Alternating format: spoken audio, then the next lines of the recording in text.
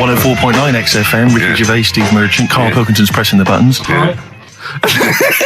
We're playing some great moments from the last 3 weeks. And some great records, Steve, from the last 2 weeks. That's true enough. Yeah. We're not actually here today. What are you up to today, Rick? It's 8 hours earlier, so this is about 2 o'clock probably. Mm-hmm. So it's about 6 o'clock in the morning. I'm still in bed, mate. I'm asleep in my hotel room. Now, where are you? We're in LA. Los Angeles. Yeah. City of Angels. Yeah. City of Angels. Yeah. And so that's what we're doing. We're doing stuff like that. That's why we're not here. We're not here next week either. So next week is the best of this week. All right, so here's the first bit. The reason you became king of the universe, of course, is because of your fascinating French bread anecdote. Oh yeah. Come on then. How did baguettes come about? If this is going to be someone cooked a loaf a bit wrong and said, I can still make a sandwich out of it, I'm going to hit you. No. Go on then. Right. Napoleon, when he was at war and that with Russia. 1812, yeah. Yeah, all his soldiers were like, not used to the cold weather and that. So they said, take some clothes in your bag with you because it's going to be nippy out there. So they put all the clothes in the bag. Sure. They were told, it's Napoleon, for Christ's sake. No room for any food. You're joking. So couldn't they make some sort of like sandwich? No, it wouldn't fit because of all the clothes. You had to take extra gear. Sure. So, anyway. I can see where this is going. I'll be honest. Is there a baguette-shaped gap left in their holdall? They thought, let's make some bread that you can fit down your trouser leg. What? That's not true! No, it's not, I read it in Euston train station. I was waiting to go back to Manchester. Where did you read What's scrawled on the wall in graffiti? Yeah. Do you know was it also meet me here for cock fun at 12 o'clock? The Upper Cross Sandwich Shop, Euston Station. It's on the wall. What do you mean it's on the wall? Do you know it says, like, sail on at Dixon's, whatever? Yeah. Next to that, there was, like, a bit of information. Once you've read the stuff on Dixon's... I get information. There's a big thing about history of the baguette. I read it and I thought, we got to make a sandwich we can split down our trouser leg. But how can you march and fight with a huge piece of bread down your train? Although it would be intimidating. You see them coming, you go, sacre bleu, look at the size of them. They're big fellas. Well, blimey. I can't help but feel that could be a practical joke at your expense. Yeah. do that. Well, the Earl of Do you Sandwich... ever question anything you read? If it's printed up, is that, like, fact for you then? Well, it's not funny. I mean, if they were trying to be funny, it's like... it's not, is it? So it's information. Have you heard us? Things sometimes want to be funny when they're not. That's exactly what happened with the sandwich. The Earl of Sandwich wanted something he could fit down his pants. And it was those triangle cut sandwiches wrapped in cling film were perfect. You might be right. I am. Because the Cornish pasties, so they could drop it down the mines, isn't it? Is it? They wrapped it up they wrapped up like meat and vegetables in pastry, and they sort of crimped it, and it was like and they dropped it down the mine, so, yeah, that's how that came about. And bagels were originally made so that people could play hoopla, but then eat afterwards. I don't know if you're aware of that. That is true, Carl. Well, anyway. Call my bluff. It's true. Yeah. They're all true. They're all true. Yeah. Tell your kids that when you have them. Yeah. If they're still alive in a million years. Well, it might be true. Can someone confirm that baguette fact that it was so Napoleon could stick it down his trousers? Not him, his soldiers. His men. Yeah. Fascinating information. Fascinating bread information, Carl. Radiohead. Yeah, now this is my song for the lovers. It's a beautiful track. It's Let Down off OK Computer. It's one of my favourite Radiohead tracks. It's lovely. Right, set the tape going now if you want to tape. Yeah, these songs. And just remembered recently, actually, I was on a train coming back from hometown Bristol, and I was on the train, and this girl walks on, good-looking girl. I thought, hey, a largely empty carriage. I'm thinking, my luck's in, because I take every opportunity, Carl. That's the thing about me, I don't choose. She was a good-looking girl. She sat down. I thought she sat down right near me. I thought, brilliant. As this guy comes up behind her, and says, I think it's probably a boyfriend or something. Sits down next to her, and I listened in on the conversation, obviously, because I'm pretending to read. It was very clever. I read the same page for hours. So I was pretending to listen. I was listening but pretending to read. And I realised that it's not her boyfriend or anything, it's just some guy she's met on the platform. And I'm thinking, brilliant, if she's the kind of girl who's just going to start talking to someone, on a platform, on a train, brilliant, I'm going to be in here. Because he was only going one stop. So I'm thinking, what's the worst that can happen? He'll nick off, I'll get chatting to her, and who knows, I could join the Is there a train equivalent? Foot High Club. The Foot High Club, brilliant. And so I'm excited, I'm listening in. And it turns out that they're both kind of graduates who just finished university, or they're just coming to their finals or something. And they're chatting away, and he's making a couple of witticisms, and she's kind of tittering at his jokes. I'm thinking, well, I'll tell you this, if she's laughing at this kind of material, I am going to blow her away, with my kind of anecdotes and wry observations. It was weak stuff. I got to be honest. Really? He was coming out with nothing. He was running on empty, as far as I'm concerned. Yeah. And she was loving it. So I'm thinking, brilliant, I'm going to be right in here. And then they get moving on to higher brow things, and I think she was going to study kind of Marxism or something like that, or communism, something. And she was asking him, by way of conversation, she was asking him what he knew about Marxism, And he was fumbling for his vague knowledge of it that he had in his life. And I'm just sat there thinking, come on, love, in any given capitalist environment, the proletariat will revolt against their oppression by the bourgeoisie, and after a brief period of socialist rule, emerges a classist society governed by community cooperation. Well, if that sort of talk wouldn't get a woman hot, I don't know what you'd use. If Marx and Engels is not going to get a woman sweaty down below, then nothing is. Then my name is You're not just Steve biding your time. Exactly. I'm just going to go in for the kill any minute. Yeah. So anyway, it comes to his stop. Right, he gets up. I'm thinking this is a piece of cake, and he gets off, and off he goes. He walks off, and I'm thinking brilliant. And I thought, I'll wait. I'll wait till the train's pulled away. I'm not going to leap in straight away. No. And he comes back along the carriage, and I'm thinking, hang on a minute. He goes, listen, do you mind if I give you my email address? Oh. Right, and if you want to get in touch, email me. I'm thinking, come on, you loser, get off now. Save your face, please, before it's too embarrassing. And she accepts the email address because she obviously doesn't want to hurt his feelings, whatever. I'm thinking, fair enough. She's a good woman. I'm liking her. I'm loving her. I'm thinking that's my kind of girl. So anyway, he gets off. I'm sat there, the train pulls away. I'm thinking, I'll wait a few minutes, I'll just, give it some time. Her phone rings. It's her friend on the phone.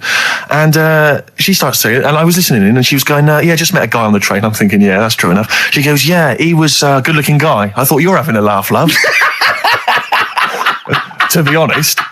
Because I was looking at him, and she said to her friend, he looks a bit like tennis player Boris Becker. I thought, you should be so lucky, frankly, because I saw him. He had awful facial hair, if that's what makes him look like Boris Becker. Terrible little goatee beard. It was laughable. I thought, I don't know. And then she goes to thing, and she's like, I met him, we got chatting and stuff, and she was going, it's not often that you meet someone, generally in life, who's, kind of thoughtful and intelligent and funny. I thought to myself, I'm not even going to waste my time with you, love. Frankly, if that's what you thought of him. You just walked away. And I'll be honest with you, I didn't even bother talking to her. No, I didn't even waste my time with her. If she thinks that bloke is not only great looking, but funny and intelligent, and she got on well, and he was polite, and it was a chance meeting, and he thought, and she thought that you were like a freaky looking dork who didn't even have the nerve to speak. If that's what she thinks, then I don't want to know it. I couldn't. You walked away, and good luck to you. And I have my dignity intact. Yes, and she's nothing. I love the fact that in pole position, in positions 1 and 2 of his favourite films of all time, is The Elephant Man and Kes. Yeah. That's brilliant. Yeah. Go on. All right. Am I leaving the mics open a bit when this is going out? Yeah, let's have a listen. Yeah? All right. So don't talk then, right? Just put that hot dog down, Rick. And this is the bit in Kes where it's the teacher and he gets up and he has to Glover. talk. What's his name? Is it Brian Glover? No, it's the other teacher. The other one. Anyway. Right. Go on. All right. So, here we go. Things that had actually happened. I've got another one. What about you, Casper? Casper! Alright. Alright? You haven't been listening to a word I've said, have you? Yeah, I heard some of it. Yeah, you. Some of it? Just. Stand up. Always somebody, isn't there? Right, now you're going to tell us a story about yourself. What sort of story?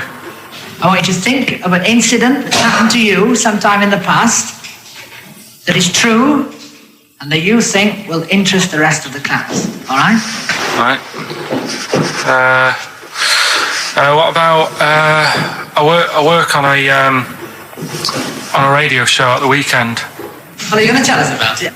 I'll just do. It's 2 hours, and it's with Ricky Gervais and Stephen Merchant, and just sort of play music and tell stories and stuff. What kind of stories?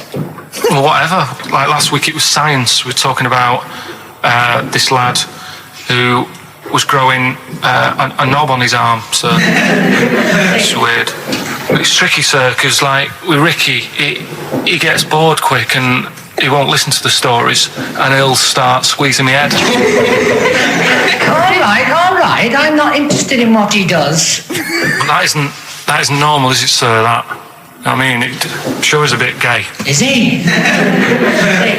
Just messes about, though. Do you know what I mean? I try and like come up with good stuff, like monkey news and like quizzes and stuff.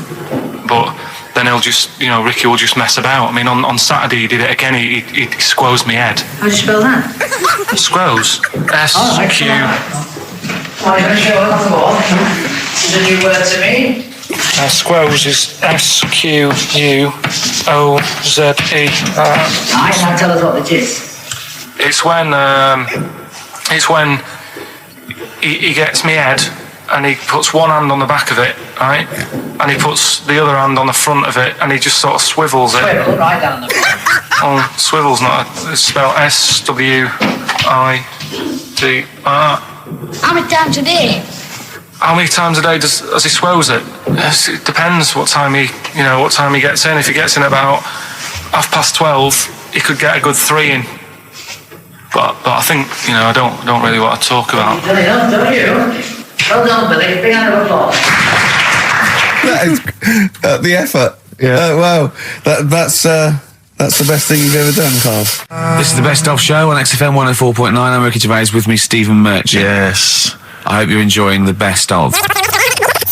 I've never been a religious type. If people want to do it, I let them do it and what have you. Good of you. But out of all of them, I want one that's not going to take over your life. I don't want one where you've got to get up 3 times a day and you've got to go and pray and that you've got to get up early. Forget that. It's getting in the way. But if it's something like... I was walking to work the other day, right, across Oxford Street. There's a little Hare Krishna fella there. And he sort of had a leaflet and stuff. And he said, are you interested? And I said, what do you do? And he said, well, we're against getting stressed out and what have you. And he gave me a plum. They hand out food for some reason. But I sort of asked a few questions. That's just the imagery. These 2 bold people, one of which is wearing an orange smock, holding a plum in the middle. He hands the other one a plum. It's almost like you can imagine some kind of religious painting. It's all exactly, yeah. But what is their sort of main thing? Because he didn't really tell me that much. He was a Japanese bloke, so I didn't know what he was saying that much. Why? He wasn't speaking English? Not very well. He wasn't the best sales bloke to send out for them, is what I'm saying. Yeah. But what's that? Are they? You're saying they're nothing like? Well, I believe Hare Krishna is a kind of as an offshoot of a sort of Buddhist faith. It is. I think they are Buddhist, aren't they? Yeah, and obviously their kind of trademark, as it were, is that they have to say. I believe they have to say Hare Krishna, Hare Krishna in a certain rhythm, in a certain order, a certain amount of times per day. That's why you see them walking down the street saying Hare Krishna, Hare Krishna, because it's actually a sort of religious chant which they're obliged to do. So you see, even if you go into the Hare Krishna faith, you may find yourself, in Tesco or whatever, forced to say Hare Krishna, Hare Krishna, perhaps out loud, not just thinking it. Yeah, no, out loud. You can put it on an iPod and you can put that on an iPod. No, it doesn't count. No, I think you have to actually say it. So I guess that kind of eats into your social life a little bit. And there's the wearing orange as well. Particularly frustrating, I imagine, if you're in a cinema or a library. A little bit awkward there, midway through. Or Star you Wars, live next door to a bloke called Hare Krishna, who constantly thinks you're calling him. Yeah, that probably. Yeah, so that's in this. I mean, I don't think we've quite done the Hare Krishna faith its full service there, but so interesting to you. I mean, you got handed a plum. You've been treated well by them.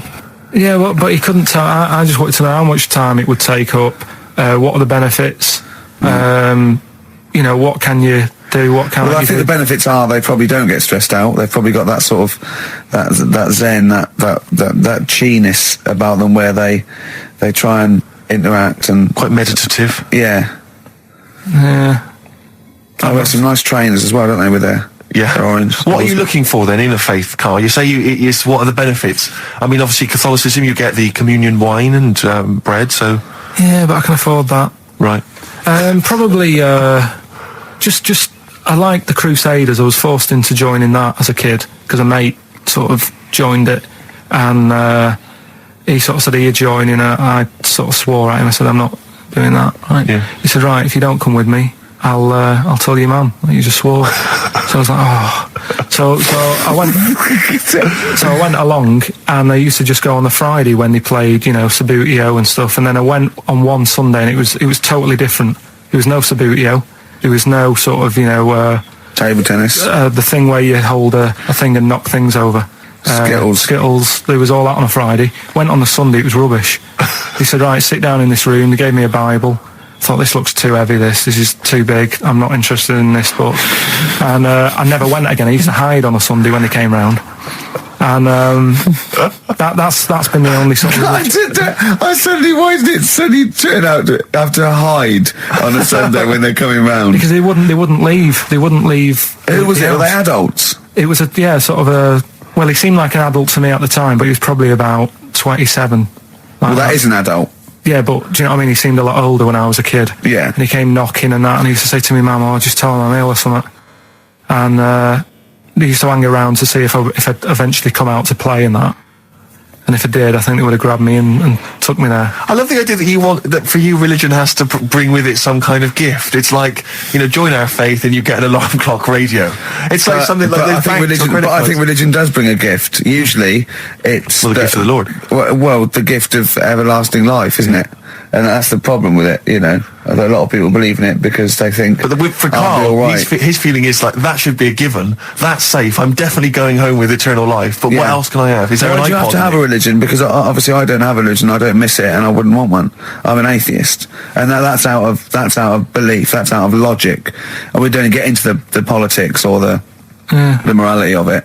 Why do you feel you need a religion? Why don't you just get a hobby? Well, I didn't want one. I don't want one. I just was saying that, you know, if I was to get one, which one would I go for? Is what I'm saying. I'd like to see you perhaps as a Jew. I think Judaism would suit you well, I think. What are the hours like for that? Tough. Can be tricky. That's what I mean. I don't want anything that's, you know... And they have a day where they don't eat and stuff. I couldn't be doing that. So they have days when they eat too much? Yeah, but what happens if I'm not that hungry that day? Like I say, I don't like change. You know what I mean? I like my Cheerios in the morning. I don't...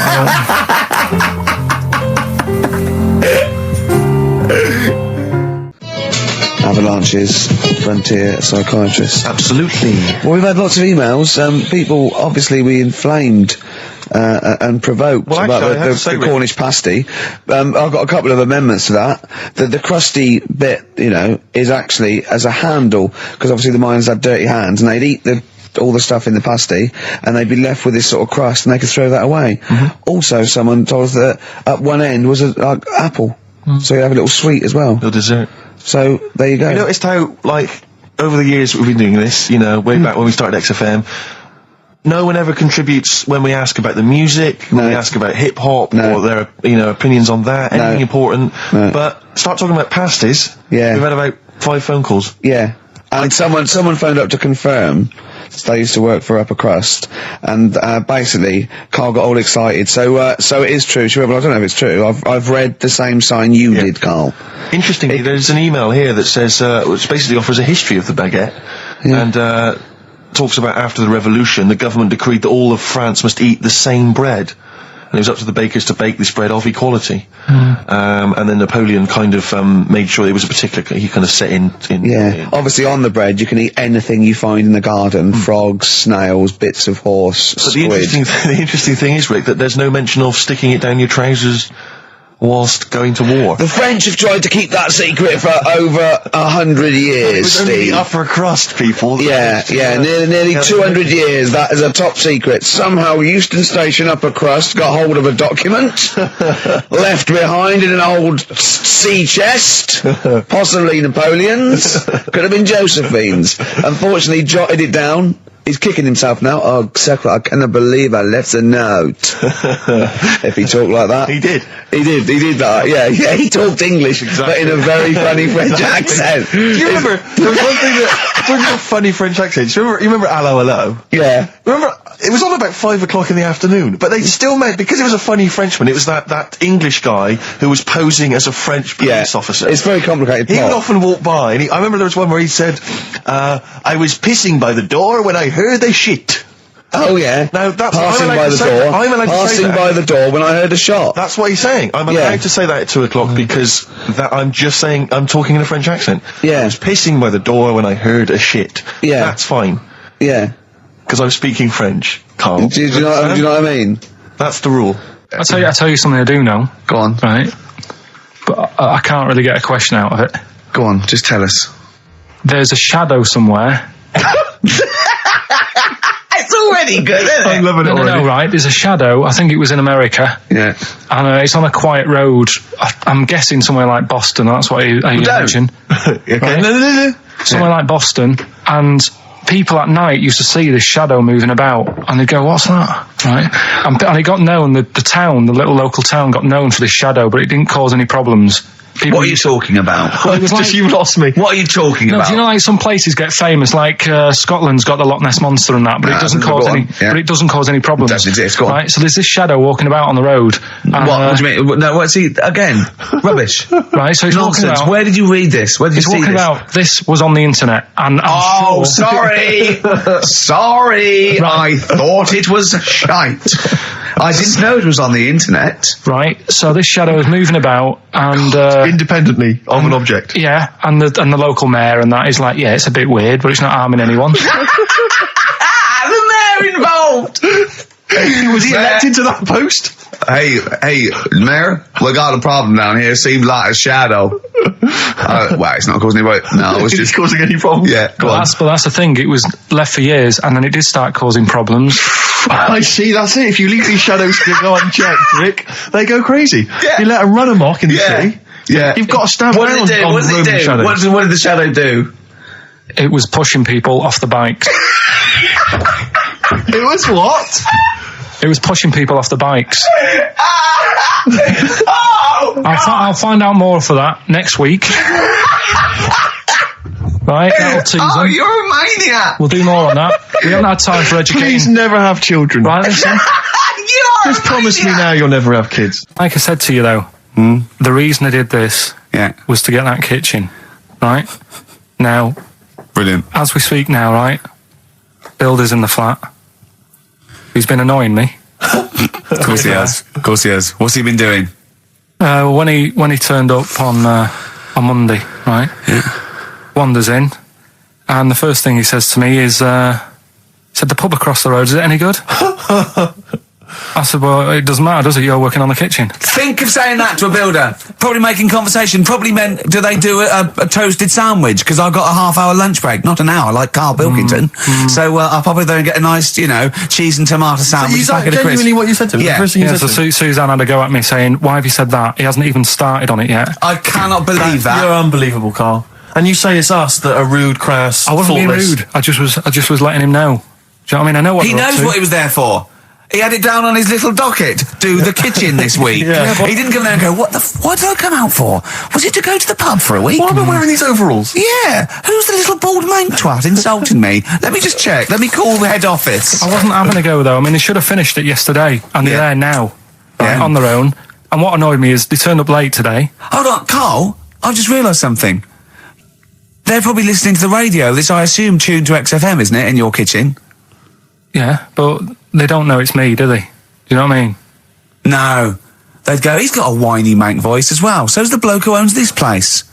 And the bloke who owns this place, when I said, what's that pub like across the road, said, well, you won't be bothering that. He's working on this. No, he won't be able to put two and two together, will he? You've suddenly, the penny's dropped, doesn't it? You've suddenly realised. Look at his face! Yeah. He's suddenly realised they might know it's him. And they could be listening, and they're going to clean you out, mate. Oh, if you are the builder working in, where is it? I won't say the address, but it's, Central London, isn't yeah. it? Go Yeah. mental. Have whatever you want. Opposite Seriously. that pub that you Yeah. like, that you're... That He'll you're probably be in there now, so he won't be listening. oh, insulting You know what I mean? insulting a That's a further British insult. workman. He should So have been in just go today. mental. He should have been in at 8 this morning, Just which annoyed go me anyway. mental. Why? I really don't understand why they've got to start so early, right? Yeah. But he said he'll be there for 8, turned up at 9:30, Yeah. right? Wanders in, and what annoys me is he could have left all this downstairs. He had a paper under his arm, Yeah. one of those crossword books, and a pot noodle. Now, I'm not being funny, but most of them take up quite a bit of time. A crossword book, he's not happy with just the one that's in the paper. If you're listening, if you are the builder that's listening now, doing Carl's flat, what about pissing in the laundry basket? Okay, 104.9, Ricky Gervais, Steve Merchant. We're not actually here. It's the best of. Look at his face. It was really light, right? We've had the parrot, right? These are things that I found. Found the parrot, right? I've told you about the dog in the car wash. Right, you didn't tell me about that. You said there's a car wash for a dog. That's all you told me. Yeah, the but parrot, you said there's a parrot. What? It's a problem at funerals. Yeah. That's nothing. That's nothing. That's nothing. Do you understand? And They used to eat cats. what else have we got? There's an elephant in India with sore feet. Why? There's an elephant in India with sore feet. No, I'm interested. Why? Tap dancing. Why? I didn't write that He's much trying down to about break it. Roy Castle's record. He's still going. Go on. What is it? What is it? Think. It's an elephant, and it was really old. It was about 76. Right. And it had sore feet because it's old, and They don't make stair and lifts the that roads, big, do they? roads are bad and that. Yeah, go so they said, what are we going to do? And the town was like, oh, you know, we're used to seeing it around. It's part of the thing, you know, we don't want it to have sore feet. Yeah. So they got some slippers made for it. And it had like a picture of the elephant looking happy wearing some slippers. I love him. I love Carl. His world. Think of it. Where did you see this picture? That was on the internet. Right. That's a lesson, though, for any elephants listening. You know, don't wear stilettos to work every day because you can do your feet in. So that But don't elephants have really bad memories? no, they have really good memories. Oh, do they? Yeah. Oh, well, that's good then. No, I just thought they'd forget where they put them. I thought there was something about elephants having bad memories and that. It goes on. Where's my slippers? Yeah. I'm sure I left them by the test. So sorry, there's an elephant walking around wearing slippers. Yeah, that's in What India. kind of slippers? Those sort of old man ones with the sort of check. well, round ones, I imagine. Yeah. Big round ones. There was that going on. And is it happening? Is it happier? I mean, does it feel No, more it looked satisfying? it. Looked it. Did it look? How can you tell? How can you tell if the elephants, please? What else is there? There was a woman who's had a breast insured for 150 grand. Right. Okay. Any more information there? What? Third party fire and theft? Don't know. It just had a picture of her with them, like, you know, out. I just thought, yeah, he should get them covered. He's done another real joke. Brilliant. That's a proper joke. He's done. Look at his little face. He smiles. I'd like to see you on one of the sort of TV panel games. If they could bring back sort of celebrity squares, Yeah. he'd be amazing as the centre square. Oh, that would be Wouldn't that be incredible. extraordinary? Or on that countdown in Dictionary Corner. I imagine him in Dictionary Well, Corner. I've come up with cat. If that helps at all. Yeah. Memblant. Yeah, what does that mean, Carl? Just anything you want it to mean. Oh, what I've got, there's a dog that's got a cough in Singapore because it smokes 20 a day.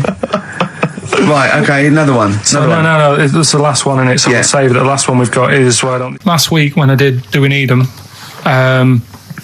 do you know when I called up one of the museums in a science museum? Yeah, you talking to me? Yeah, I'm just saying, I wanted to tell you before when the song was on, but you're so busy listening to it. Yeah, was I so busy listening to a song I was playing? Yeah, but we're doing a radio show, aren't All right, we? what's your point? Well, I just wanted to say, she emailed in to say I got her name wrong, so I'm just apologising for that. What did you call her?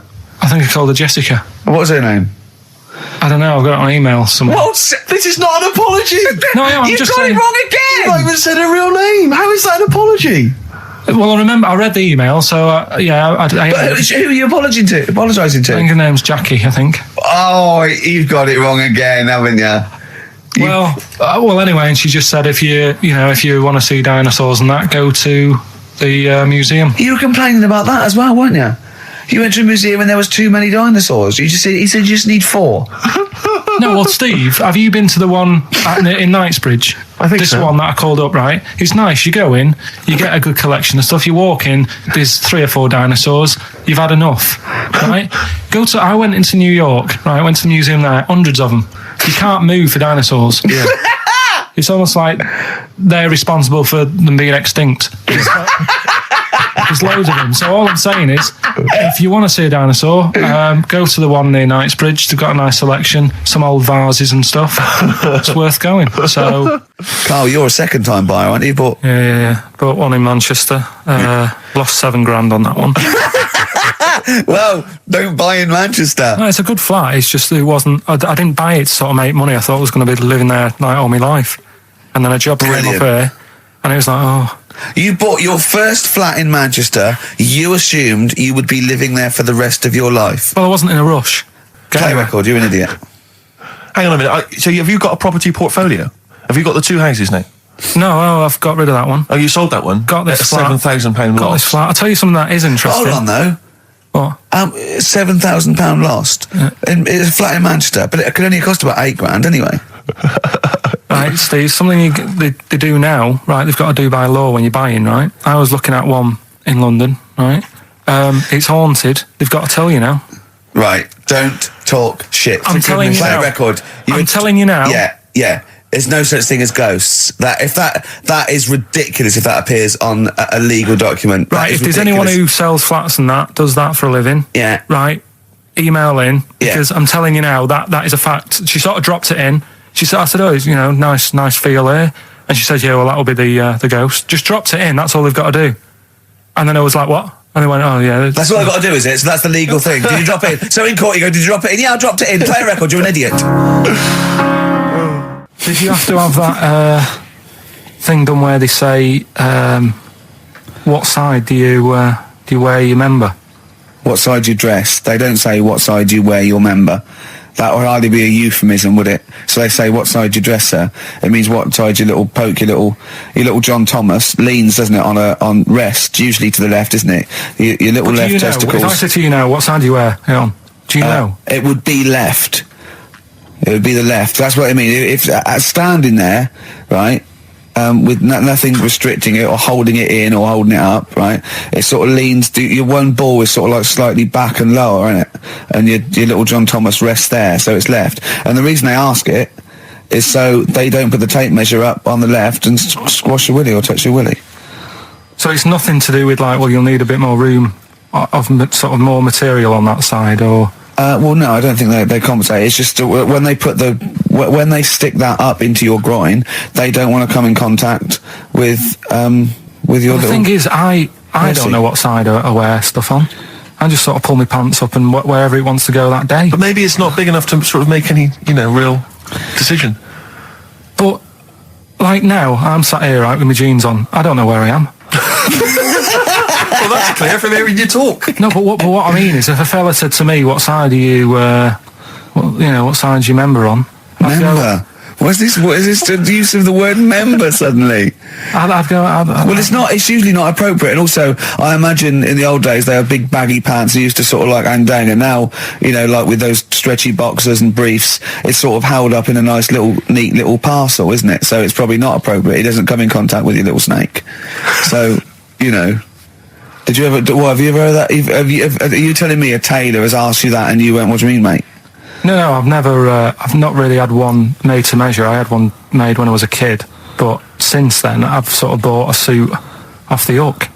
But when you were saying about buying a suit, I know that question sort of crops up, and I don't know what the answer is. It just annoys me the way I don't know. There's no surprises anymore. Do you know what I mean? People know. What do you mean? He's going to go, right, I'm going to measure you now. Which side shall I measure? Go, well, pot luck, go on, have a look. Right, there you go. Oh, you got it. You checked me out. What do you mean there's no surprises anymore? What are you talking about? Everything you say is a surprise. Everything you say, every opinion you have is a surprise to me. What I mean is, why aren't people just happy just to go, well, depends, doesn't it? I'll just pull the pants up wherever it wants to go. I'm happy. What do you mean? Why is this such a big issue? But Carl, when they ask you this question, they're not making a note of it somewhere. It's not statistical research to find out what the kind of common leaning is. It's a question so he doesn't touch it when he's using his tape measure. Just be careful. But he is being careful by asking the question. But what's wrong with him touching it anyway? It's only like a slight. Fair enough. But if he just sort of, knocks it a little bit, you can just go. Do that again? To me, it's the same as the prostate thing. It's just happening all over again. But the doctor doesn't go, oh, what side's your arse on, sir? Trying to avoid the arse. He wants to go, he knows where your arse is and he's aiming for it and he wants to get it up there. He's aiming for it for a good cause. This little fella's going, well, I've got to measure his leg. I don't want to touch the knob. I'll just ask him, sir, do you mind telling me where your cock is so I can avoid it? It's a big difference. But like I'm saying to you, I'd have to have a look first. to let him know. I don't know where it is now. I don't know. It could be the left, could be the right. Are you telling me you don't know where your knob is Without now? looking. Well, what do you mean without looking? How could... Well, you're saying it as if like... Should we have a guess? Well, have a look and tell us where it is. What are you wearing? What sort of pants are you wearing? I've got my jeans on. But you got pants on underneath them? Yeah. What are they? Briefs or boxer shorts? Boxer shorts. Boxer shorts. Well, it's probably free, but the jeans are probably strict knit. I think it's probably either in the middle, dressed in, or just slightly to the left. Have a look. We'll tell the listeners after the break where's Carl's knob. It's a good competition. Oh, brilliant. We've got to send this to the Sony Awards people. Well, big question. Where was Carl's knob? That's what people have been hanging on for. Yeah. Where was it? Well, I can't believe people have been texting in. Hey, what, guessing where it is? People saying, is it in the middle? Is it in the left? It cost them 10p. It cost them 10p to find out. Just wait, I'm going to give out the answer. You don't win anything, right? Like, strike it lucky. Right? Bottom or middle? Right. It was to the left. Oh! Yeah. I went with the right. That's annoying. See, I thought it would be to the left. If not, maybe if it was all scrunched up, sitting on your lap right, it might just pop up to the middle. Just pop out, like, you know. Well, next week we'll be finding out where yours is. Where's Ricky's bollocks? 50 Cent in Da Club on XFM 104.9. We're playing our favourite singles of the year. Yep. And we're looking back over some of our favourite clips of the year. Right, Carl, it's a questionnaire about happiness. Oh, yeah. There's one person... Well, that should answer it right where. The first question, Carl, on a happy scale of 1 to 10, where are you on the happy scale? Is it at this moment or in general? Well, I would say generally. Okay. Yeah, but you don't always have to, like... I mean, I think I'm happy in that, but I don't always show it. You never show it. No, but it doesn't mean I'm not happy in that. Like, I'm alright at the moment. I'd say I'm probably on about an 8. I was probably on about a 9 when I woke up, right? And then sort of fell out with Suzanne over her haircut. Yeah. Right? She went for a haircut and came back with something that I didn't like. Sorry, what did you say? So when your girlfriend walked through the door, she had her hair done, you said, I don't like it, alright? Well, you could tell by the look on my face. But don't you say, no, I'm happy with it, you just can't tell. I'm loving it. Because then she won't have it done again. Oh, Carl, I just cannot get over you. I really can't. No, but you haven't seen it. Right? Oh, so then I was fed up, but then I thought... Sorry, what authority have you got to talk about haircuts? Yeah, you had the, officially from a barber in Manchester above a railway station in a shack, it was £2 a cut, told you had the hair of a Chinaman. Well, you wish you had the hair of a Chinaman now, you got no hair. You're a little bald mank with your mouth open, so don't... Is she listening to this, Suzanne? Sitting at home with a woolly hat on? I don't know. But she knows now, doesn't she? What did you say? What words did you do about it, I just said you look like someone out of Slade. Interestingly, that's what I look for in a girlfriend. Oh, God. Which one of Slade? That one with the funny... Not Dave Hill. Yeah. The one with the crooked fringe and the goofy... She had her teeth done as well, did she? She had 2 front teeth put in. Dumper. So anyway, So prior to that, you're on a 9. Then you saw the haircut, you're on an 8. Yeah. Yeah. And Now what you're on? I'm probably on about a 6 at the moment. Why? What's happened?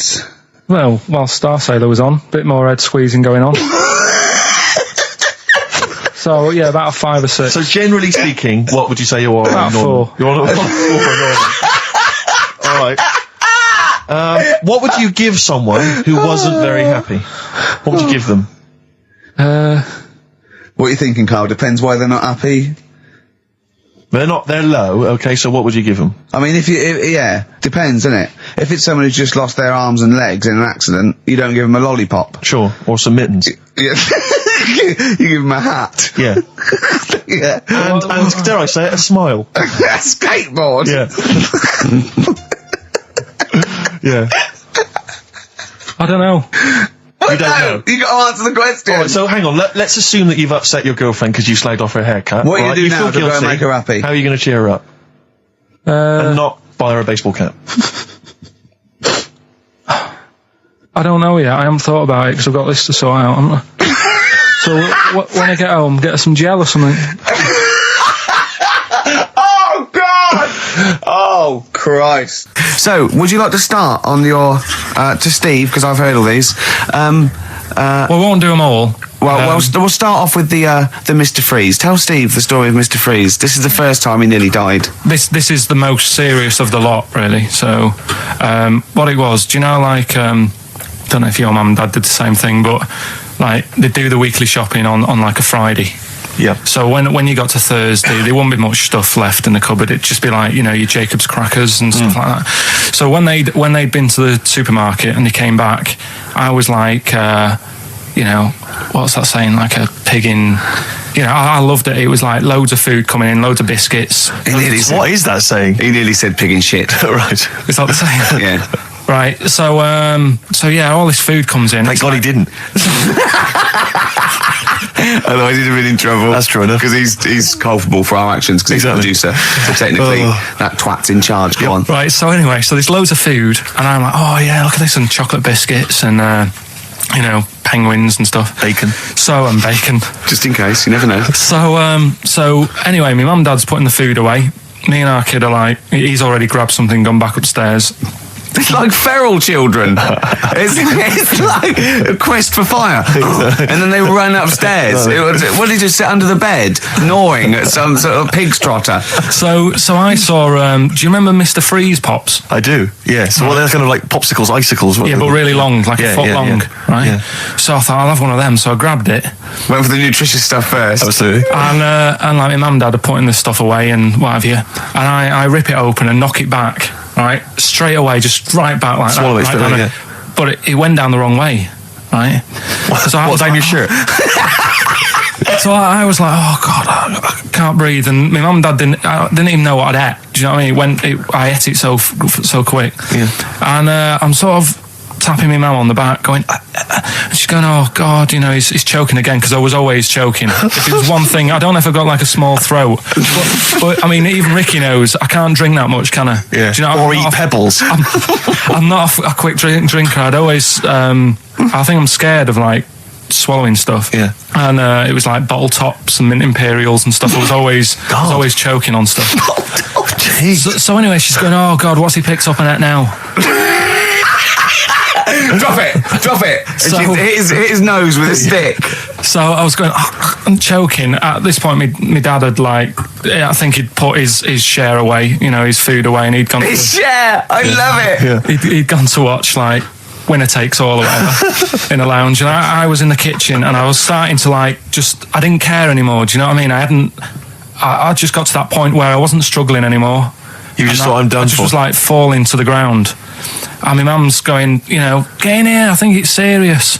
And my dad comes in and sort of starts shouting at me, saying that's what you get for being greedy. He didn't even know what I'd eaten. Well, it was the moment to teach you a lesson, certainly. So he's there like that, and my mum's going, oh, look at him. And my lips were going purple, and my eyes were rolling into the back of my head. You look like Marilyn Manson. And so anyway, she grabbed me from behind and did that fireman thing. The Heimlich manoeuvre. Yeah. And, you know, winded me. And it came up, and I was all right. What, the whole popsicle came flying back out? You see, that's what I don't understand, because there was nothing there. No, just a little bit. No, it swells up, doesn't it? Because it irritated it. So it went down your, just sort of like your epiglottis. It went down the wrong way, like it went into your air canal instead of your throat, and it sort of spasms, and that's the fear. You just got to calm it down and relax. So in time, I would have been all right. Yeah, anyway. you don't. Well, no, yeah. you might have. So that's so that's hang on. one. So, But the weird thing is, like for like 3 days after that, I felt like a sort of a special person. I went to school. I'm saying nothing. I did full days. a special needs person. Yeah. I went to school the next 3 days after that. I didn't wag it or anything. I did full days. I love that. 3 days, turn over. Yeah, exactly. After 3 days, you thought, screw it. Yeah, did a quick history exam. Right, next one. weird. That's popsicle. That's popsicle hell, we call that. So we're looking into animals that we get rid of. I've spoken to someone about snails. I've spoken to someone about jellyfish and that. And looking at cockroaches today. She's an expert. She's just not just some random person. No, she works in a museum, a good museum. I said I'd give it a plug. It's the one near Knightsbridge. It's got dinosaurs and that in it. It's worth seeing. Natural History Museum. Yeah. So, It's not sure. He's not sure. this is what happened.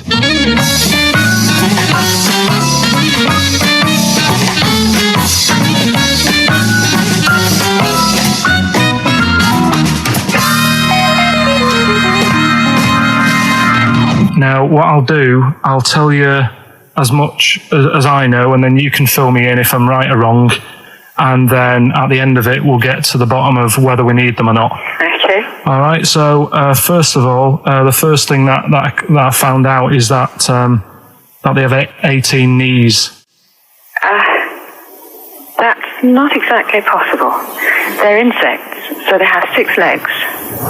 Yeah. And a knee is usually the junction between femur and tibia. That's sort of classic human knees and every other animal knee. So with 6 legs, you can only have 6 knees. Could somebody sort of got mistaken for seeing one that was a bit double jointed? I think you're grasping at straws or something. All right.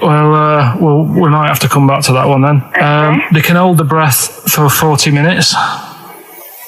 Well, they don't do that because they don't breathe in the same way as us. They breathe through little spiracles, holes down the side of the body. So, no, they're not a very apt simile because the method of breathing is so different. What do you mean?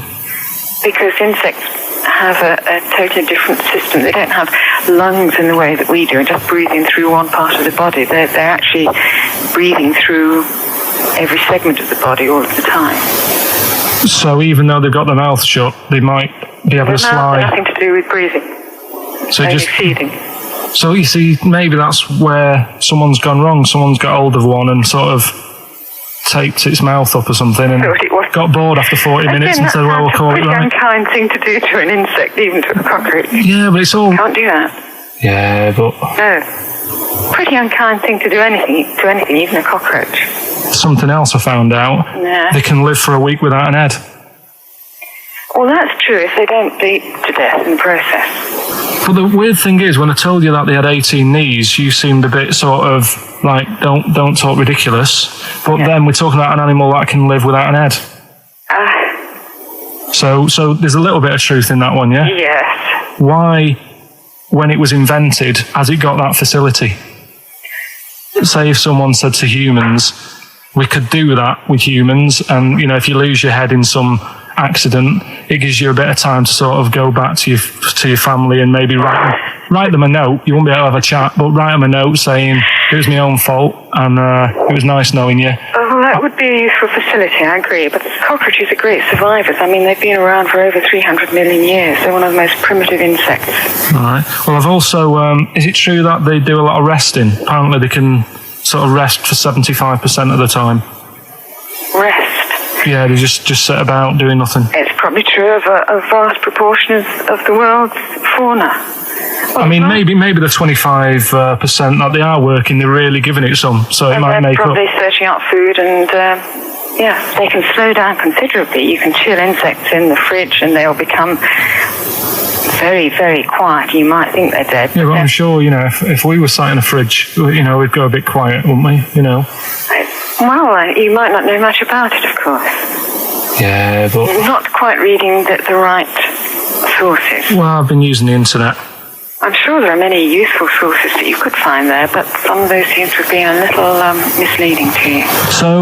So you don't agree with a lot of what I've told you there? No. So cockroaches, can we get rid of them? No. So we're keeping them then? I would say so, yeah.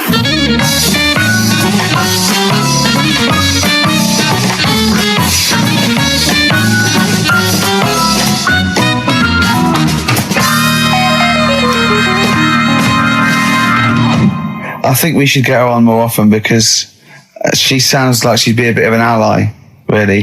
Because she knew immediately that you were talking nonsense. She even said, I think you should be more concerned about your sources, which I've been trying to tell you for a year.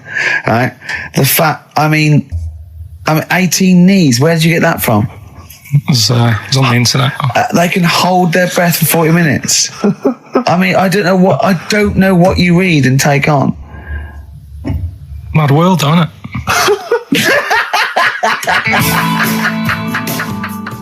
That was the record before us, and here we are, pre-recorded, because we did this a few weeks ago, because we're not here at the moment, are we? We're away in that. I'm Ricky Gervais, with me Stephen Merchant. Hello there. And Karl Pilkington. Well, He's not actually with us. He'll be in some of the best of clips that will be coming up shortly. Yeah, this is just us, isn't it? This is just us. We did this. When did we do this, Rick? A couple of weeks back. Hold on, what is it? It's the 27th today. Yeah, I enjoyed Christmas. I loved Christmas. I loved Christmas. I had a great time. What did you get? Loads of presents. And I'm glad they made it to number one. I'm really glad. Stroke, he, she. Yeah, I'm really glad that the pop idols, Cliff Richard, Westlife, made it to number one. Bo Selector. Yeah, just delete that. Okay, well, we're going to play some of the best of, some of the greatest moments of the last 3 weeks. Yeah. Ever heard on XFM 104.9. What about this? Do you remember this one? Oh, which one is it? Alright, so, here's the first bit. You were going to tell us a little story about Just a Volvo passed my estate? test. Yeah. My parents had a big Volvo estate, and there's quite a big car I to don't drive. drive. My parents didn't have a car. But I know you don't drive cars, Rick, but it's got a big car to drive if you just passed your test. It's safe though, isn't it? It is very safe, that was the thing. Yeah. And come from the West Country, obviously. There's quite a lot of windy lanes. No, you're joking, do you? They have cars there. Oh, here it comes. Blimey, Carl. Learned on a tractor, automatic it was. Do you want me to tell it or not? Oh! Don't give up the accent! Oh no, I'm not worried. Oh, go on. Go on. So I went to this You party. never got him being from the north. Not when he's telling an anecdote. He's never told an anecdote. Oh, yeah, fair point. Yeah, go on. So I went to a party, and I was quite excited because I had the car, the motor, and there was a chick heading down to the party that I was like, I had my eye on. And I thought, now I've got a car, and going to the party, it's going to be amazing, right? You glass and eye, various friends had said, like, can we get a lift? I thought, yeah, groovy. Yeah, I'll pick up the chick as well, who's a friend of a friend. Yeah. So cruising down to the party in the motor, the Volvo estate, and there's nothing sexier than that. Slipping a little bit of Billy Joel on the stereo or whatever. Something classy. Exactly. And maybe it was Billy Ocean. I think maybe I was quite a Billy. Maybe it was Get Out of My Dreams, Get Into My Car. Ideally. Yeah. So I get to the party, and inevitably it was one of those house parties where the chick that I had my eye on, she kind of was chatting to other guys, and she wasn't really paying attention to me, and I was sort of... Trying hard to get, was she again?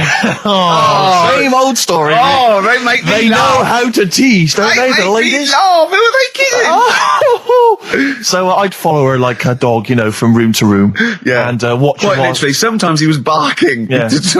Go on. And while, just watch her while she talked to other blokes. And then, obviously because I was driving, I wasn't drinking, so I was not really enjoying myself. And then somebody said, should we go and pick up Vera? And I thought, right, okay. And they went, Steve's got a car, let's all leap in there, we'll go pick up Vera. And this girl was like up for it as well, so I thought, brilliant, I'll be back in the car with her, away from all these lads. Yeah. One guy she had her eye on, he came as well. I was a little bit annoyed. Yeah. But anyway, he was in the car, so I'm driving down these country lanes, just driving along, and they're directing me, they're saying, go left here, go right. And then suddenly we stop, and one of them goes, just drive into that field, this pitch black field, right? And I'm sort of, well, it is my parents' car. Just drive in the field, Steve. I'm thinking, well, I don't want to, not seem like I'm a hard, cool, crazy kind of guy, because the chick's in the car. So drove the car into the field. They all leapt out, started running off into the darkness, shouting, Vera, Vera, Vera, where are you? So I'm just sort of sat there in the car waiting. Wasn't Vera Lynn, was it? Because she likes to hide in fields. Bizarrely, it wasn't. Right. It was just, I was just left in the car on my own with Billy Ocean, and suddenly, at the darkness, they come back holding a Vietnamese pot-bellied pig that they had stole from a nearby farm, and they knew that the pig was called Vera because someone knew the farmer or something. Anyway, so they got this pig. So now they're going, I'll put the pig in the back of the car. We'll take it back to the party. It'll be hilarious. I'm thinking, well, I'm not sure I want a pig and all its piggy crap in the car, right, crammed in there. But they say yes. So obviously, I'm thinking again, I don't want to look like I'm a nerd. I'm terrified of that, Rick, ever happened. Yeah. So, So you go, hey, bring the pig into the car. Exactly. I'm no nerd. Exactly. Yeah, go on. So now we drive off again. I got this pig kind of screeching in the back of the car, and they say, stop again, let's do some cow tipping. And they do that old thing, about the fact because cows sleep standing up, don't they? So you can push a cow over and stuff. Yeah. So they're having a wild time, hilarious. So this time, now we get to a sort of dead end in the road, and they say, well, turn around, let's go back to the party. And I'm thinking, fine. Try and do a 3-point turn in this very narrow country lane, right? Get the Volvo estate wedged horizontally across the road. Can't get it out, just can't seem to sort it out. I don't know what, I'm panicking because there's a pig in the car, right? And, local disgruntled farmers, right? people drunk, partying, probably off their head on some kind of weed. Rick. Was it loads of blokes with like pitchforks and flaming torches Exactly. going, burn him? He's playing with our pig. Exactly that. And so that, do you know, I was so terrified that all I could think was they're going to have to send a helicopter to lower a magnet onto the top of the car to lift the car up and put it the right way around. You used to read a lot of comics, didn't you? Yeah. So, do you know what I started doing? What? Crying. Did you really? Yeah. Why? Just started crying, just very slightly, started getting upset. And the other guy that the girl fancied, he had to get into the driving seat and sort it out for me by slowly edging forward So and that's backwards. the worst bit of the whole story. Yeah, edging slowly back and forwards. He just sorted it out, just slowly worked the car back round, and then we were off. You were just gently weeping. Just gently where weeping in the back. The bloke had just taken the bird that you saw from a distance. Exactly. That was basically your wife in your head by then. Oh, yes. Was it? I can't We were believe it. happily married with a pig for a child. Don't joke, that could happen. I know. The pigs come, if you like. Sorry? What did you say? What did you say? What did you say? When you do what, Carl? What? What did you say? No, what did you say? Because I don't want to have to go to the radio authority again. What did you say then? Just remember. We are going out live, Carl. Yeah, remember Tom Binns, right? What did you say? What I'm saying is, why were they shouting Vera? Because pigs don't come to the name, do they? Hey? I don't know the ins and outs of a pig, you know, how to lure a pig into your trap. Can I just tell you some very, very interesting things about pigs? Please do. Right. One, everyone knows they have a corkscrew-shaped penis, right? A corkscrew-shaped penis. That's the tail, isn't it? Two, they can't look up. They can't put their head back and look up, right? Three, they can have a 30-minute orgasm. Rick, is it only pigs that have got a corkscrew-shaped penis? No, and landlords. Okay. Very handy. Right. Here's one for you. Go on. Like insect facts and stuff. Go on. If a man was a flea... You could jump over St Paul's Cathedral. No. What? Wrong. It's gone up now. It's... the big wheel. The big wheel. It's The gone Millennium up Wheel. now. It's gone up now. Play a record. You're the best. Carl, let me ask you now. Carl, you will be a little bit unnerved about this. Have you seen the film Jurassic Park? Yeah. You know what happened there? Well, according to the sign here, it says scientists are planning to clone mammoths for a theme park. Look at his face. Look at that. He looks like a dog caught in the headlights of a car. He's terrified. I love Carl. He sprung to attention Carl. there. Is that the best news you could have? Man moths.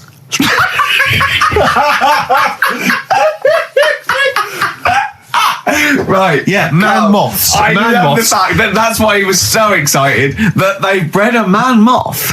What is this? Yeah, it's a human being that hides in your wardrobe and eats an entire jacket in a day. Yeah. What do you mean, man moths? Mammoths. Mammoth, the big hairy cow heard of from the mammoth? Ice Age. I mean, elephant. You're not so excited about that, then? You can take or leave bringing back mammoths to life, but a man moth... A man moth is a different matter. Oh, if we'd have never brought that up, he'd have gone and told someone now. Yeah. You know, they've bred an half man, half moth. This and is that's what we that's how mean. things start. This is what we mean when you hear don't- these ghost Are you stories. slightly deaf? Is that it? When you hear these stories, is it? Carl, is English your first language?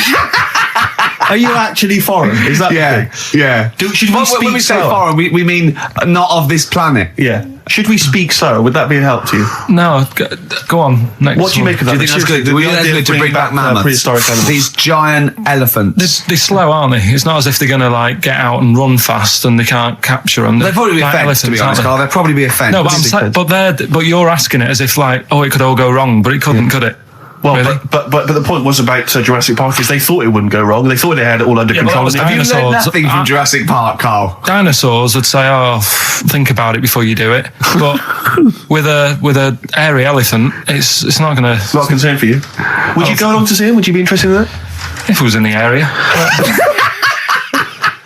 He's the best. He's great, isn't he? I'd love a queue, Nothing right? impresses No, him. but what I'd like to do is Carl sitting like Yoda in a little cave, and I'd just like to see people like Tony Blair and Stephen Hawkins in a queue, and they go and say, "Carl, got a bit of a problem." And thinking of cloning a man and a moth. Yeah. Problem? Not an issue. No, if I'm in the area, I might cruise around and have a look at it. Otherwise, just don't send it near my clothes. Oh, that's fantastic. So it's just for a second. What's As the words man moth came into your head, how excited were you? I mean, were you both terrified and excited? For the moment when you thought that they'd cloned a man and a moth? I pictured. What kind of face did he have? Did he have the moth's head, or was it a man's head? Just a little head, little man head. Right. What was his face? What did it look like? He just was like a bit shocked, perplexed. Yeah. So it was like he'd been grafted onto the body of a moth without his consent. And when he was asleep, he'd woken up. He just went in to have a goiter removed, and they said, "We've replaced your goiter with the body of a giant moth." Yeah. Is that all right, Mr. Jenkins? So he had the head of a little. Was it a little boy or a man? Little man. Right. Okay. And he's just bumping into a lamp. Just bumping into a lamp. If you went into hospital and they'd done something, what's the worst thing they do, right? What would you rather have done, right? You wake up and you've got lobster claws for hands. Right. You wake up and you've got duck's feet. Or you wake up and you've got one horn coming out of your head. The worst thing, Yeah. probably the horn coming out of my head. Why? Get in the way. That would be useful, wouldn't it, in fights and stuff? And for like parties, people would play Well, I suppose quoits. the lobster claws would also be quite handy there. All right, this is Carl, the producer of Ricky Gervais and Stephen Merchant on XFM 104.9. We're playing out some of the best bits. Hope you're enjoying it. Here's another one. Carl, it was you that worked out the maths and worked out I was 28 because they just worked out I'm 27. You are 27. No way. Yeah, I asked you, didn't I? And I said, But what I sort of questioned was, I said, well, if you're 27 today, that means last week you were 26. well done, yeah. That's irrelevant. So therefore you assumed that I must be 28 then? Yeah. Whereas I assumed you were using, your knowledge of maths, such as it is. I wouldn't do that. No, sure. Wow. I actually got lost in that conversation because I genuinely didn't know what he meant would mean last week you were 26. I don't know what that meant. I don't know what it meant. Wow. Well, it is Steve's birthday. But he would have been 26 last week. Sometimes you genuinely frighten me because it's those staring eyes. There's nothing behind him. It's this little bald head. Looks like Davros looking at me. Genuine fear on his face when he enters into a conversation with another human being. What bit don't you understand? If he's 27 today, he would have been 26 last week, and he doesn't look 26. He didn't look 26 last week. He looks older than 28 today. You've started on his birthday. You're still having a go at him. Carl, I don't look like the kind of hot stud that I actually am, but face facts, that's the truth, mate. Yeah, live with it. Get with the programme, jeez. Well, let's have a little bit of cake. Okay, oh, that's appropriate. See The what I did? birthday. But you mean the band, don't Yeah. you? Not the cake. You haven't actually bought a cake, have you? Got anything at all? Right, here's one. Christ. Ghosts and that we got talking about. Sure. And Nick said, right, he said, you'll like this one. He said, my auntie was having loads of problems. Why are you whispering? It's not illegal to talk about ghosts on the radio. No, but It's hearing this. so the auntie's in the house and that, and furniture's moving about all the time. Oh, God. And they were like, no, Steve, he told me this one. This is such rubbish, mate. No, come on, let's listen. I'm going to leave it to you. I'm going to sit back and enjoy it. I'm just going to watch your face, Steve. right. Sorry, so I missed the beginning there, Carl. There's an auntie in a house. Basically, Nick's auntie. Right. In the house, things moving around all the time, and it was just annoying every time she tidied up. It was like It's just annoying. making a mess. It was one part annoying to two parts scary. Yeah. So stuff was moving around all the time, and they said, right, rather than Right, we need an housekeeper. rather than having the house a mess, until we sort this out. I've got the vicar coming round. Stop moving stuff around. Oh, yeah, go on. They said, That shouldn't be in the pants drawer. let's put all the furniture in one room, right? So just have one room that's a mess, and have all the others empty. Because I love the poltergeist can't really... It can move wardrobes around, but it can't open the door to put it in another room. Yeah. Poltergeist going, I'm just making this room messy. I wish someone would open the door so I could... Go on. Yeah, but so all this stuff's in this room. So they moved all their furniture into everything. one They room. put like the drawers in there and everything, and it was really uncomfortable because they were all like on top of each They other. sat in the room with all the stuff. Yeah, they had to because that's where the 3-piece suite was. Okay. Oh, God. Right. Oh, God. So they sat there like all crumpled up and that, but nothing can move because it's so tight. I think things were trying to move. Yeah, but everything was so tight. It's They just like, foxed that poltergeist. So anyway, one night they sat there like sort of a bit awkward watching the telly and that, and they hear some banging Yeah. in the next room. So she goes, "Oh God, what's that?" Oh, he hadn't moved in, had he, the ghost? So to some of the empty rooms. So there's this He's moved some friends and family in. There's this banging about going on. No, so she gets up, right? Yeah. And what it is, they had the baby in the next room because there wasn't much room for the cot. Right, so they left the baby with the ghost. So they go into the room where the baby is, and the banging. Yeah. Is like, do you know those plastic balls you get that you can chuck around the room and like they go mental? Right. The ones that you chuck once and they keep bouncing for ages. Yeah. That was bouncing around the room. Wow, what, the baby had thrown it? Hitting all the walls, and the baby was there, stood in the cot, sort of laughing. Right. And looking at the ball, and wherever it looked, the ball went. Yeah. And then she said, "Stop doing that." Yeah. And the ball just stopped. Did it? And it rolled a bit and stopped. Right. So the baby had thrown the ball and it was watching it as it bounced around the room. It wasn't throwing it; it was in control of it. No, the point is, Steve, the baby had been doing it. Would have been the baby all along. The baby had been messing with the furniture. It was So a baby it's a that had super the power. Yeah, it's a baby that had the power. Special baby. It's a baby that had the power. It's What a baby power? that had the power. What's The power the power? of telekinesis. Right. They were then trying to convince me that telekinesis was not like all the other stuff that I didn't believe in, but that was a science. Right. Telekinesis was possible. Yes. Yeah, it's not like ghosts and demons and all that stuff. Telekinesis is different. Yeah, That's science. But Nick's auntie saw it, and I love the fact that you're telling me that someone else's auntie saw it. So I should be satisfied with that. Yeah. I should be satisfied with that. I mean, no, So does she still live in one room with all her possessions? I think the baby grew out of it, apparently. It grew The up. baby grew out of it. So it doesn't use its telekinesis powers anymore? Well, no, it's like in Carrie, innit? She was upset for a bit, and then she got over it. Okay, I'm just going to say one thing, Carl. That was a film. Do you want to play a record or? Here's a problem that someone's emailed in. We're taking emails today. If you've got a problem, a concern, or just a general query that you think Karl could answer for you, it could be about anything. It could be about some of the big kind of philosophical questions. Yeah. It could be something to do with war or famine, anything like that, or it could just be a personal dilemma. Something that's happening locally. Anyway, this seems one that I think you and your father have probably come across this sort of dilemma in the past. And I'd be interested to know what your take is on it. Let me see. This is from Lee Matthews by the look of it. He says, he lives in a suburban area where the local teenagers also live on the same road, and they're running riot. They're smashing wing mirrors off the cars. They're crashing into parked cars on their skateboards. And they're just generally making mayhem, night and day. What can he do to stop this going on? The parents of the kids don't seem to give a damn. Anyone who complains to them, they just say, "Oh, piss off." The police are useless because they never catch him in the actual act of violence, which is what they got to do to apparently convict them. So they don't know who to turn to, really. It's rather like when a little old lady went and got the A-team, and he was dressed as an elderly Chinaman. Exactly. She knew who he was. Colonel Decker didn't have a clue. Yeah. You see, it's weird because now it has got out of hand. Do you know what I mean? Like years ago when I was growing up on the estate, you had problems, but not like you have now. Do you know what I mean? Summers were nice as well, weren't they? Well, right. And police are getting shorter and younger. But you yourself kind of admitted in the past that you were something of a tearaway. You didn't do anything like these kids here. The thing is, I was scared that if I got caught doing it, my dad would go mad. Yes. And I remember smashing a car window by accident and legging it in the lounge and sort of pretending to go asleep on the settee. Right? Genius. And I heard a knock at the door. He chloroformed himself just to be unconscious when his dad came home. And there was a knock on the door, and I thought, oh God, this is a fella he saw me. I was chucking a stone in the air, seeing how high I could throw it. Of course you were. Did it keep landing on your head? That would explain a lot. And it came down. Chucking a stone in the air, love To it. see how far I could It's throw brilliant. So, I wasn't bothering anyone. Did you invent that game? Right? Did you get the stone for your birthday? Go and play with your stone. He gave one to Suzanne. Karl, go and play with your stone.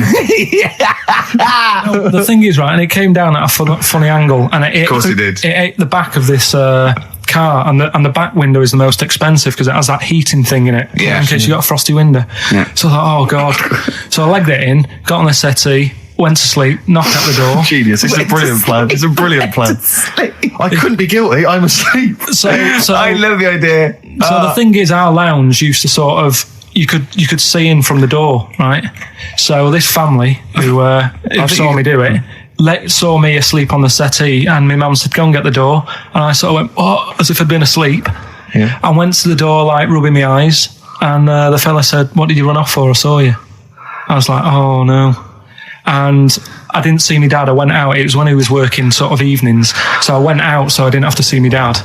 And then the next day I came home from school, and my dad said, 45 quid. Ooh. That's all he said. That's all he looked at me. And then you fell asleep when he went, wake up. You know what I said? No, 45 quid. Now the thing Carl. he didn't have to do £45, Carl. Now I know you were saving up for a brick, but you can't have it. Yeah. Just So, equally, if you're doing a bigger crime, a bank job or a murder. Remember to take the stocking off your head, because if they wake you up and go, why have you got a stocking on your head? Just go, oh, I had a weird dream. Right. Some people emailed in the songs with stories, and one of them was Babushka, and he went, what's that? And I went, asked Katie Bush, what is it? I said, it's about a woman who dresses up as another woman to seduces her husband. He went, they wouldn't work. Just dismissed it like that. Why do you think it would work? Because you'd know. I mean, say like, right, Suzanne, right, who I go out with, right? She can see me from, say, if I'm coming down the high street, she knows it's me by the way I walk. Right. So, just the fact that this woman went and put a wig on, there is no... You haven't even heard the song! I know, but you're saying that she put a disguise on, and he's like, oh, I fancy her, and he takes her out, and he doesn't know it's his missus. You're not buying it. I mean, I'm controlling this. Whereas the flea with your brain going to Glasgow, perfect sense. Babushka, rubbish. Carl, can we have the tomato story after the next tune? Yeah. Bit of Coldplay. Yeah, love it. Yeah. You're listening to the best of, basically, Karl Pilkington. There's only one bird that has a penis. It's not a joke. No, it's not a joke. It's not a joke. This is a genuine trivia question. I'd say... I think I've seen one on this. Is it an ostrich? Right, you're going for ostrich, Carl? I'll go for ostrich as well. Right. Did you come up with that yourself, or? Yeah, I was going to say that before you said it. Well, guys, you went for ostrich. Chicken? You're both wrong. It's actually the swan. The large chicken. Yeah. That's a bit worrying then, because I thought I saw an ostrich penis, so what was I looking at? I don't know, were you just examining it closely at the zoo? I just... It's probably a strap-on. It was probably two leather ostriches giving each other one. Exactly. And that's how that can influence people. Things like that. Dirty, filthy leather ostriches can confuse a child if he's at the zoo and he doesn't know. A swan's got... That's really annoying. I'd never give a swan a knob. So it's the little puffiest of all birds, isn't it? Yeah. Oh, I'm protected by the queen. But I need a knob. If I had to give a knob to any bird, Good question. I wish I'd posed that myself. If you could give a knob to any bird, what would it be? Phone in. Vulture. Of course, a vulture. They need a big veiny bang stick. Yeah. What about yourself, Carl? If you could give a knob to any bird, and don't make it rude. Or if I could give a knob to any bird, what bird do you suit up? It's got to be a bird of prey or something like that, hasn't it? Cool. Just a robin, really. That would be amazing. That would be Christmas cards would be like. But it's a normal human-sized knob on a robin. That'd be great, wouldn't it? And the other thing annoying about this is ironic, right? Now, the male of all bird species they're called a cock. Yes. Right. But the only bird with a cock, right, is called a cob. Is that what a swan's called? Yeah, they're cob and pen. They're not cock and hen. That's and he isn't a cock, but he's got a cock. Yeah.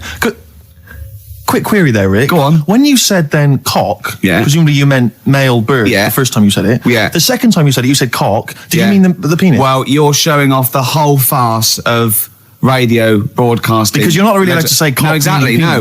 One cock would cause great offence. Yeah. The other cock's fine. Exactly. It's weird, isn't it? It is strange. It is strange. So, I mean, if I said now to you, I like cocks. Yeah. Meaning birds. Yeah, that'd be fine. Yeah. But if I meant penises, it would be a problem. If you like cocks, it was that would be... Carl, do you like cocks? Do you like cocks? No. Right, okay, that's fine. I was asking if you like cocks. No, I like, Yeah. Well, I'm a big fan of tits. The small birds that come down and peck at you. Yeah. Yeah, you like tits and cocks. There's nothing... Tits and cocks. There's nothing wrong with... There's nothing... Carl, don't worry. There's nothing wrong with saying tits and cocks. When I said tits, I meant the little birds. Yeah, and when I said cocks, I mean the big birds. Yeah. Do you know when... Go on. No, it's just that... It's when you're talking about tits. Yeah. At the milk. Do you... I like the fact they flutter away when they hear the milkman coming. Oh, come on. So when... What are you talking about? No, when the milkman's coming, when he's walking up... And there was also a fella in the week who said that women shouldn't be wearing trousers. Why? Because they don't look good in them. What do you think? What do you think about that? It's rubbish. Yeah. These are the only things that have caught your eye over the last couple of weeks. This is the entire news. Galileo did something with light. A French fella said women shouldn't wear trousers. See, that to me wouldn't pass as education. It's not education. I don't know where you could ever use that. I don't know when that would ever be applicable to life. I just like reading stuff that sort of reminds me of. Do you know what I mean? If I read it and it gets me thinking, I think that's a good little piece. But I mean, but surely can't you just sort of like sit near something that vibrates to keep your brain going, or shake your head every now and again? I mean, what does this do? You mean it makes you start using your brain? But what aspect of a Frenchman said women shouldn't wear trousers got your mind working? What questions were you asking? Because I thought that's a bit daft, isn't it? Right? Yeah. Okay, it ends there with me. There's nothing else. There's nowhere else for me to go on that. He closes your mind's still whirring. Yeah, go on. What do you think? Let's go through this. Oh, I wish we could download his thoughts. I know. Just watch it. Yeah. Wouldn't it be great, like a DVD? And cartoon. Imagine that extra footage on the Office DVD. Yeah, Carl's brain. That would be with amazing. Oh, with a commentary. Go on. Women wearing trousers and that, right? On the estate that I grew up in, on right? There was a woman about 4 houses down, right? Rough. Now, she used to wear leggings. Yeah.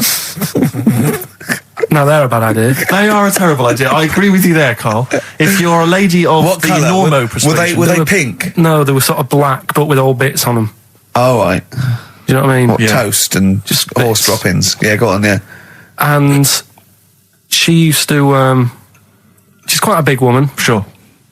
Pauline Quirk, I think we described her as. Look like a light bulb. It is those kind of women that are attracted to leggings.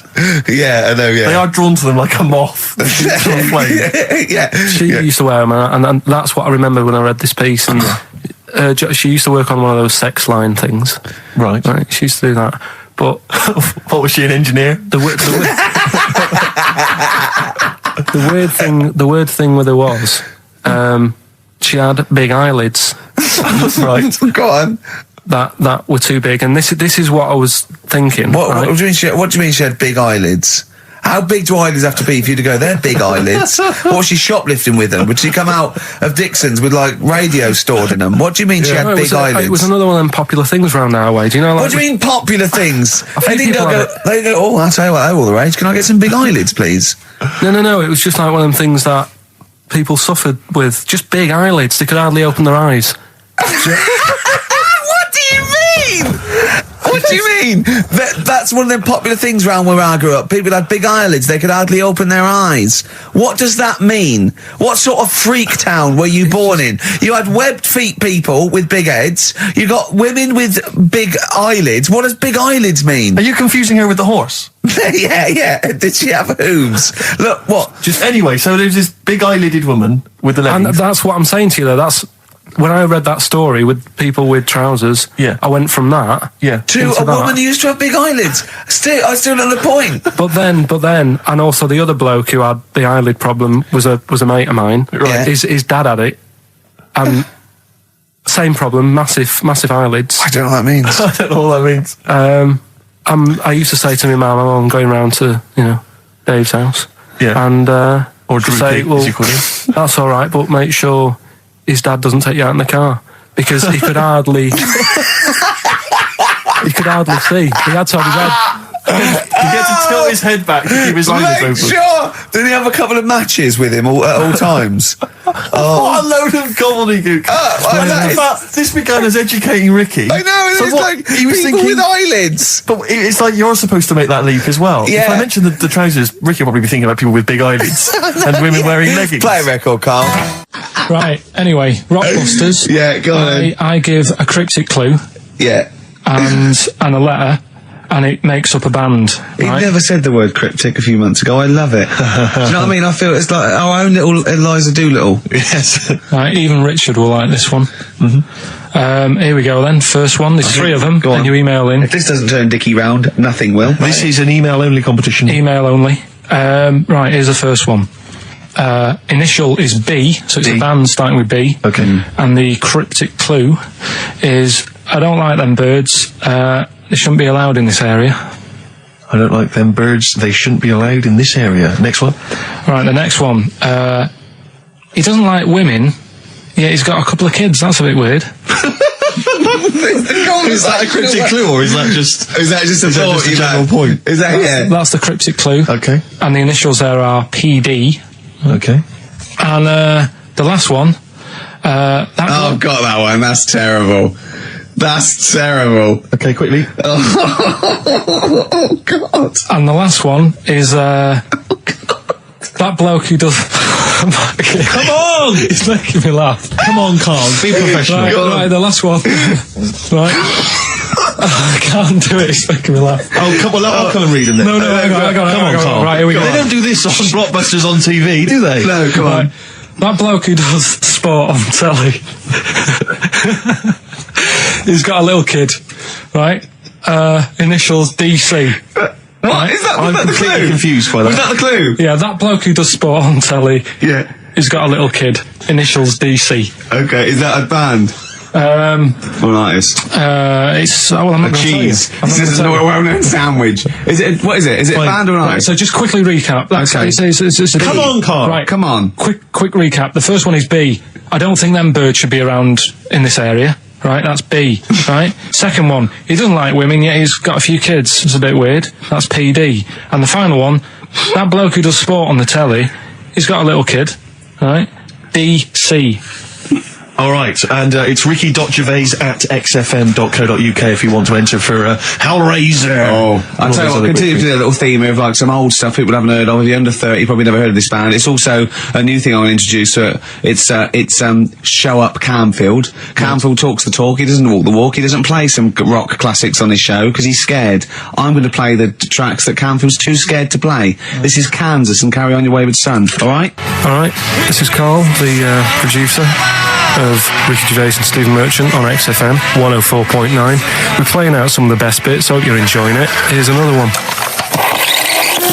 Coldplay, One I Love. That's for Nick, Neil, Olivia in Tower Bridge. Absolutely, and also Nikki from Bromley who emailed in. She's enjoying the show and she wanted a bit of Coldplay. That's the B-side of the current single. This is a great show, isn't it? We've got great music, we've got laughs, tears, we've got requests, we've got Simon Mayo games. It's just like Radio 1 for less people. Exactly. Radio 1 for less people.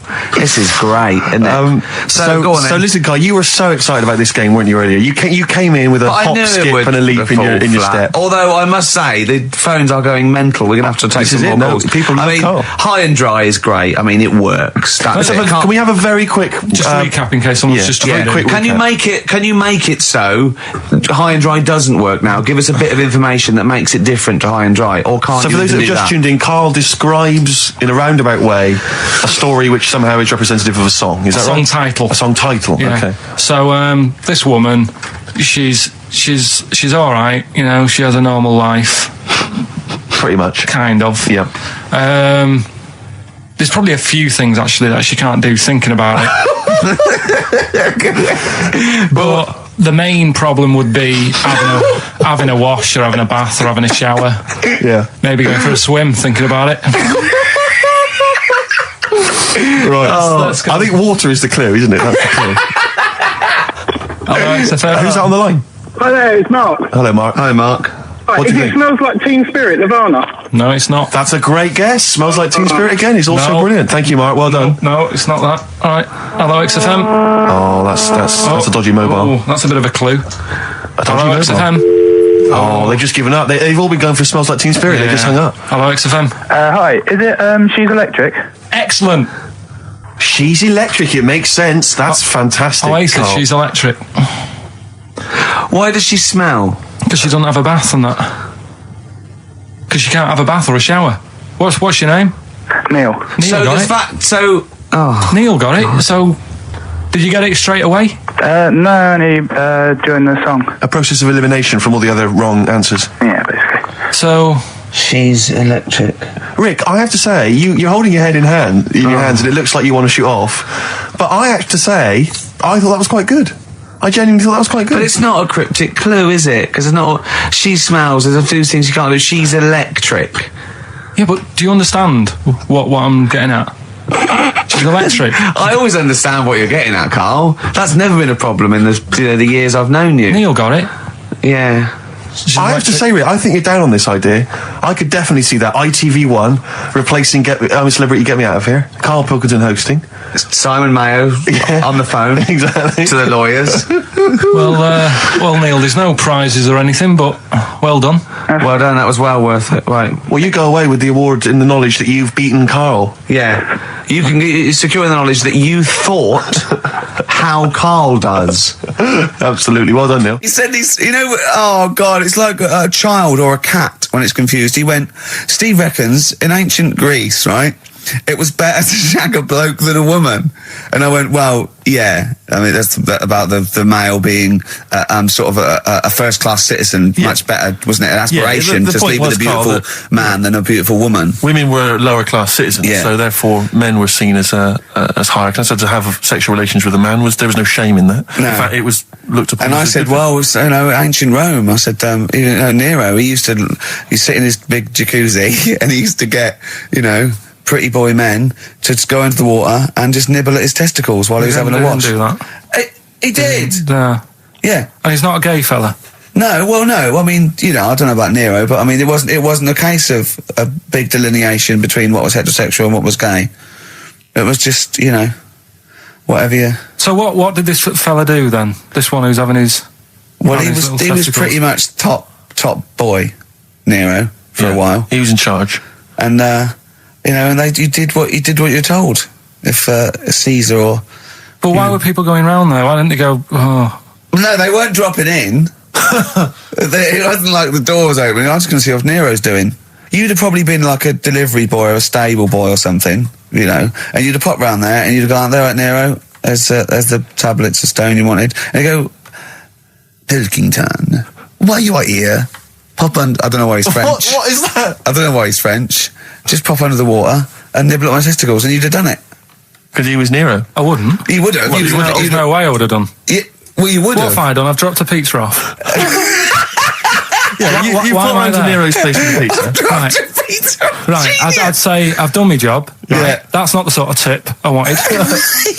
No, he'd have said, get the little baldy chap to nibble at my testicles, and you'd have been under the water. I wouldn't have done it. No, well, you would have put me head under the water. Right. I wouldn't have done it. Can I just say this, Steve? Not only would you be nibbling at his testicles, you'd have been going mad. You'd have been noshing him just for extra. You'd have been doing everything he wanted. You'd have been going, he'd have gone, I didn't ask you to do that. You'd have been going mental. They'd have been chewing, slurping, smacking, poking. You'd have chopped. You'd have gnawed his packet off. You think you're eating Walker's crisps? There'd be bubbles. There'd be flood. Oh, it'd be horrible.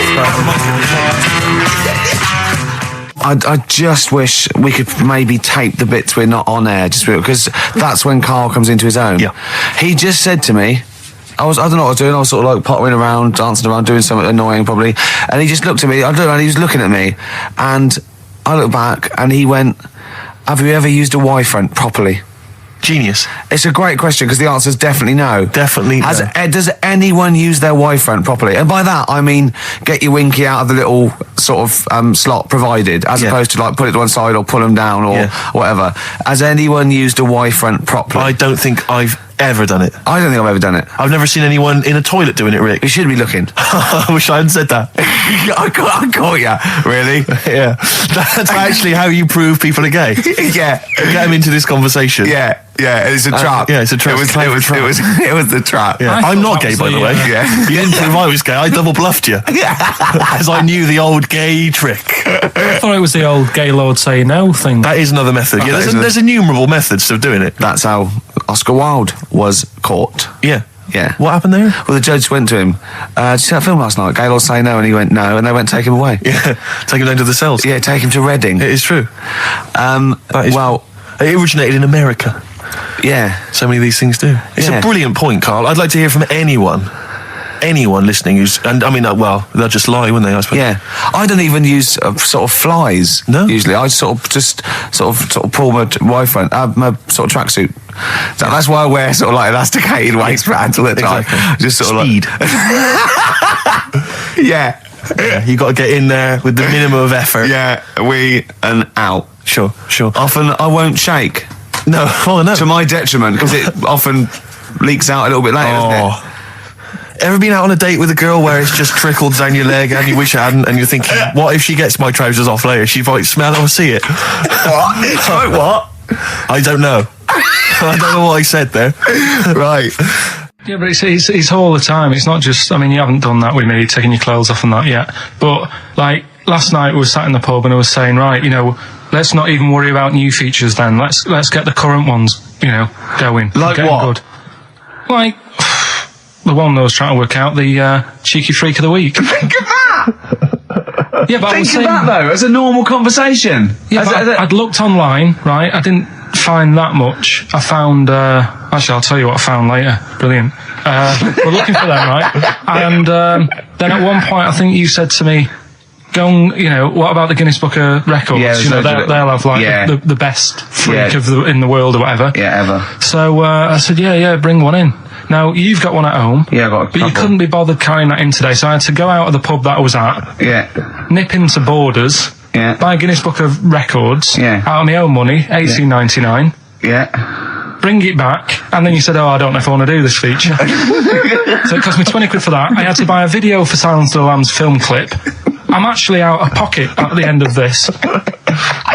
But do you want to work with me is the thing. If you want to work with... people would pay that sort of money to work with me, Carl. You're a lucky bloke. Think how many people think, Carl, he gets to drink and sit. Yeah. Well, you making a cup of tea and I surprised, didn't I? Little surprises. Steve, you know, last night, do you know when I left the pub in a bit of a mood because I was just fed up with not getting anything done? Yeah. Walking down the road, I was thinking, how can I get out of this? How can I stop having to work with them? I'm thinking, I wonder if I leave, I wonder if they'll be funny and they'll go, and then my boss will be giving me stick. And I'm thinking, how much notice have I got to give out? And all this is going through my mind. I'm walking home and I got in, said to Suzanne, I'm sick of it. She's going, you need to do it when I get a new kitchen. And I was like, yeah, but how big does the kitchen need to be? I was saying, do we need a big kitchen? Can we get a small one? Have we got enough for a small kitchen? Do we need so many cupboards? Can we just have wood instead of steel? All this, trying to get out of doing this. Yeah. It's always I always feel like, you know, because I like to think that I'm not perhaps as bad as him. Yeah, no. You annoy me in different ways. Like what? How does he annoy you? Well, stuff that, you know, I come up with ideas, say cheap as chimps. Yeah. Rockbusters springs to mind. Yeah. 15 like Taiwan. 15 Taiwan. Let's just remind people what 15 Taiwan was. It was a little feature that I wanted to give a run, you know, give it a little run, see if people like it.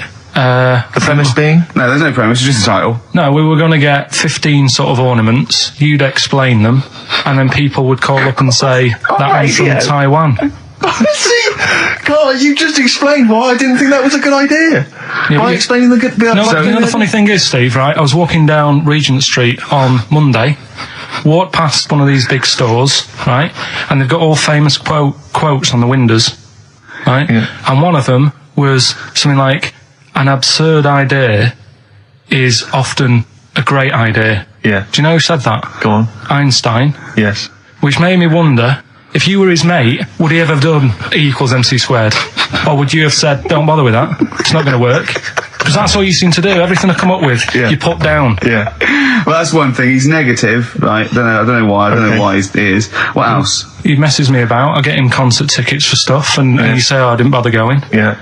That is annoying. You come in, you know, 5 minutes to go with tracks that need editing. Yeah. The little bag, that bag that was free. Yeah, you got a free bag today, an XFM little rucksack thing. Yeah. You were like, oh, what's this rubbish? Yeah. Ricky said, I'll have it, they're great. He said, no, I want it. Yeah. Well, it was free, I needed. I'd give that as a gift or something.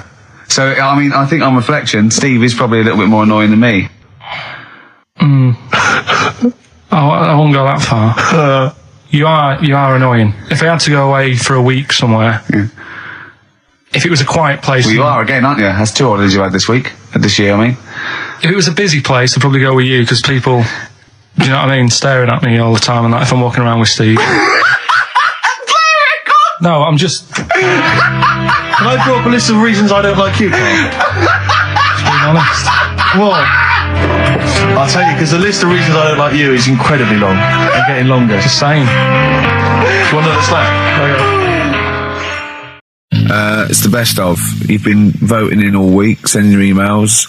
So here's the clips that you wanted. Alright, so here's the first bit. Where are you going, Lanzarote? Yeah. Where's that? Don't know. Suzanne sorted it out. I said, Lanzarote, I said, is that Africa or is it Spain or Portugal? Just thought you don't know. I went, what do you mean don't know? I goes, well, what's the currency? I went, don't know. I said, Suzanne booked this one, did she? Yeah. I thought, where is it? Is Lanzarote African or foreign? Somewhere foreign. I was looking last night, and doesn't look that good. There was like one of the highlights of the things it says you've got to do is go and have. Apparently, they've got restaurants in caves, and that's like one of the things they say you must do. So, if that's a highlight, do you know what I mean? Right. So I'll do that. Go and see what that's like. Yeah. When you're on the beach, Carl, do you wear the very, very tight Speedos? No. Do you walk around with them? Sort of longish shorts, t-shirt on, probably with a sort of a light shirt on top of that. Right, sure. So quite wrapped up then. Covered up. Do you wear a hat? Because obviously the bald head, there's risk of sunburn. No, I just put a bit of lotion on it. Lotion on there. Yeah. Just have a bit of a wander down the beach, have a look. Yeah. See if there's any old blokes with their tackle out and a backpack. I'll have to look forward to, so yeah. There you go. Yeah. Well, we're looking forward to finding out how you get on. Yeah. And interested to know what she gives you on Christmas Day. More scintillating chat after this next song. We've had a lot of emails, Carl. I don't want to sort of put a dampener on your Christmas, but a lot of people have been slagging off Lanzarote. One of them just said, I don't know if I can find it. It is Canaria, isn't it? It's it is one of the Canaries, isn't it? It's a volcanic island covered in volcanic dust. It's very windy, so you have to dig a hole to sit in on the beach, and there's hardly anything to do. That's from Mike Godham, and he says, unless you like quad biking, well, you know, you've seen what happened to... no, don't go quad biking. No, with your little head, there's no protection at all, is there? I don't know what you're thinking. I don't know. At least Rick Mann and Ozzy had lots of hair. Yours would be like Humpty Dumpty. It would crack like a little egg. And then we'd seen, there's no kings or kings horses. So, well, they couldn't do the job anyway. No, they shouldn't really send them. They're not really qualified. Horses not equipped to put send a medical man like Neil Fox in. Yes, to mend but not eggs. Some kind of military horse. I bet he's had egg on his face a few times, hasn't he? What, Foxy? Yeah. Well, most of the series are Pop Idol. Right, Carl. Lanzarote, good or bad? Well, you got to give it a go, haven't you? Yeah, well done. Give everywhere a go. Exactly. That's what I was saying. You know, don't just take the word for it. I mean, if it had said Nananova, Lanzarote shit, he'd have believed it. Sure. You know, if he'd have overheard it in a pub, Lanzarote a crap, he'd have believed it. He'd have seen it on a website that was mainly concerned with monkeys and witches, he'd have believed it. Yeah. As it is. Everybody raves about New York, and when I went there, I thought it was rubbish. Well, you're an idiot then, because that is possibly the greatest city in the world, along with London. Subjective, though. That's why they have holiday programmes and that, innit? So you see it and you decide for yourself and that. Yeah, but you saw Venice on a holiday programme, as you put it. You went there and you went, it was rubbish, full of black bin liners. Well, it is. Right. Didn't they show them? It stunk. Didn't Judith Chalmers say that? It stinks here and there's loads of rubbish everywhere. No, she didn't. Did she mention that? Oh, that's what I mean. So it depends what you want from holiday, doesn't it? Well, yeah. But you're an idiot if you don't like New York, so next. Anyway, come on, break up, guys. Kiss and make up. Well, the general public are getting involved with Carl's holiday, and, I mean, this has been a damning report on Lanzarote. There's not been a positive word written about Lanzarote so far. Wow. It's volcanic, there's no natural water supply. Apparently there's no natural water supply. It's you all have to imported. sit in a hole. What do you think of this, Carl? What do you think of the people that want you to know that you're going to a rubbish place when you can't change it? What do you think of that? Rubbish show, will it? What do you mean? All right. What do you mean it'll be right? Because I'm going to go there thinking, oh, there's no water and that, and there will be water. No, they didn't say there's no water. What did they say then? There's no natural water supply. Whatever. I'm not bothered. It doesn't bother me. All right. I'm going to have a good time and that. What are you going to do? What's your plan to do? Got a book. What book you got? Rich Hall book. I'm just going to read that. Brilliant. And the weather's better than here, isn't it? See? What's the matter? What's the matter with I've Carl? got something to cheer him up. Someone's emailed in, Emma's emailed in, she said that for those that know, those in the know, they referred to Lanzarote as Lanzagrotte. Brilliant. He's a bit fed up. He's got 2 CDs for Christmas from a company that's he's been with for 6 years. He's a little bit grumpy about having to answer the phones. He wouldn't go and make Steve another cup of tea immediately. Selfish. Yeah. Carl, what are you thinking? Nothing. Go on, what were you doing? Come on, Carl, you're getting paid for this. Project. Out. We'll take one of those CDs away. All right. Man grows penis on his arm. I mean, why never people are understood constantly losing their penises around the world? I've no idea. But why I on didn't the realise it arm? was a bit. What do you mean, why on the arm? epidemic. It's just a graft, isn't it? Yeah, but put it on like your buttock or your side. Not you can't wear a short sleeve shirt. Why do they've done that before? I don't understand it. Why not just graph it onto the side of your leg or something where it's high up, close to where it should be? I don't know. To get it used to the environment, like when you were like released a duck into the wild. I've never understood that. If there's a doctor, again, we had a doctor last time. If there's someone who can let us know why they put it on the arm. So they can keep an eye on it, presumably. He's not going to work with this knob on his arm. He's probably in a hospital bed and under examination. Right. So what do you think? They pop the knob on the arm, say, come back in 3 weeks. What do you do, by the way? I'm a mechanic. Keep the knob, keep a long sleeve shirt, because the blokes go, why have you got a knob on your arm, mate? What are you talking about? He doesn't go back to normal as a teacher. Sir, what is it, Simpkins? You got a knob on your arm. No, don't worry about that. Do your maths. What do you think this bloke's walking around with a big knob coming out of his arm? Why on the arm? So they can keep an eye on it. So it's not... But if he's in bed, just get him to not put any undies on or whatever and just have a little sly look at how it's going. Even in hospital, if you're in a shared, little hospital room, people going, oh, I've had heart problems, what's your problem? He's there with his arm out. He's got his knob out. Yeah, but I don't think it counts as indecent exposure when they're grafting a knob on your arm, sticking that out the bed. Imagine if he's driving, he's just got it out the window. People driving by. Yeah. The fact that at the end Is that bloke giving me the finger? At the end of the man grows penis on his arm story, it says a Moscow surgeon said the man will be able to have sex in a few months. He said women will never suspect. But what kind of a doctor talks like that? Yeah. I'll tell you, it's his cock now, seriously. The birds will never know. He'll be able to go berserk. Yeah, They'll never realise we grew it on his arm. That is unbelievable. Will he have a little scar on his arm, do you think?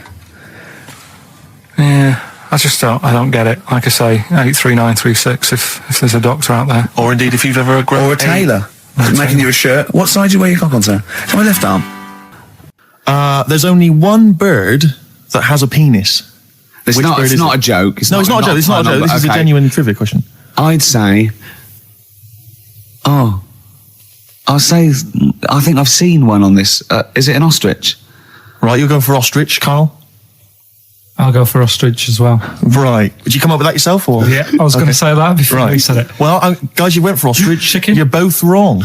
It's actually the swan. The large the chicken. Yeah. What? That's a bit worrying then, because I thought I saw an ostrich penis. So what was I looking at? I don't know. Were you just examining it closely at the zoo? What? I was just. It's probably a strap on. It was probably two lesser ostriches giving each other one. Exactly. And that's how that can influence people. Things like that. Dirty, filthy lesser ostriches can confuse a child if he's at the zoo and he doesn't know. A swan's got... That's really annoying. I'd never give a swan a knob. It's the little puffiest of all birds, isn't it? Yeah. Oh, protected by the queen. But I need a knob. If I had to give a knob to any bird, Good question. I wish I'd posed that myself. If you could give a knob to any bird, what would it be? Phone in. Vulture. Of course, a vulture. They need a big veiny bang stick. Yeah. What about yourself, Carl? If you could give a knob to any bird, and don't make it rude. Or if I could give a knob to any bird, what bird do you suit up? It's got to be a bird of prey or something like that, hasn't it? Cool.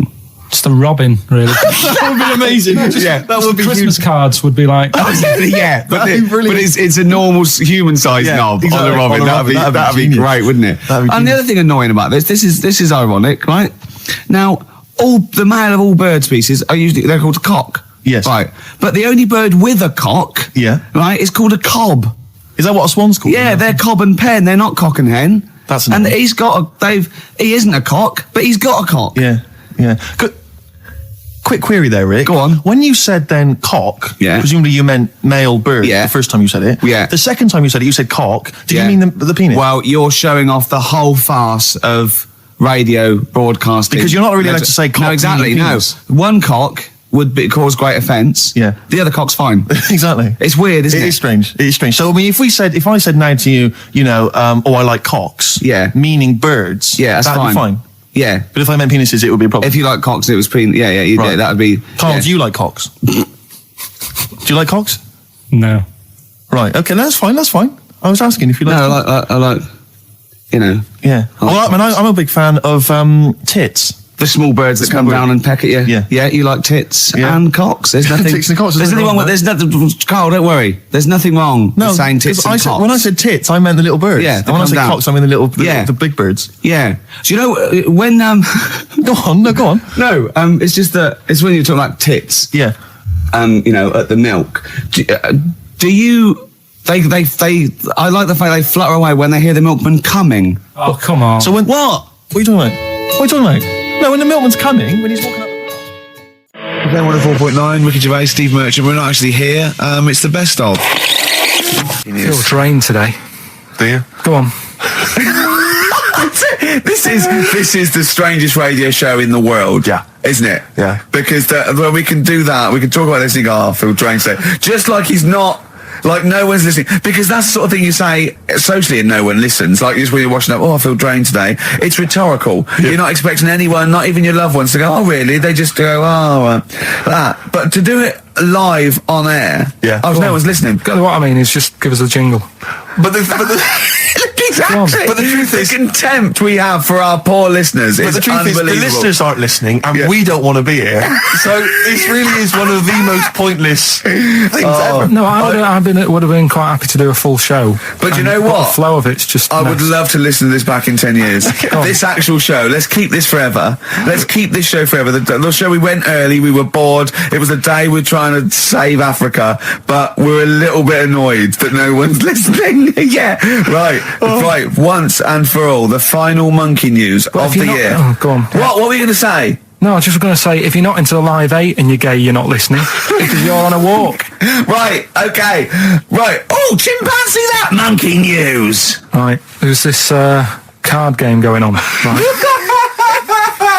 in the big hotel in Vegas. Right. The Luxor Hotel in Vegas. Yeah. There's a major card game. All the big players and that were involved. Right? They're all invited. Anyway, so they all meet up in this dark room at the back of the. Oh, there we go, dark room. At the back they didn't work. They didn't see the little 4-foot hairy fella. So it was brilliant at poker. Like I say, it's a big game, and that everyone's been waiting for it. So it's played in the back room, not in the main entrance bit, right? So anyway, like I say, it's dark in there and what have you, and the players went in. There was already someone sat in there, right? Right. But they couldn't quite see. Was he a short, hairy bloke with slightly longer arms than legs? Couldn't see him. Where his arms slightly longer than his legs? Strangely enough. Was he holding his hand of cards with his feet? Anyway. So the cards were dealt, right? Cards were dealt. Games going on. His cards with his feet.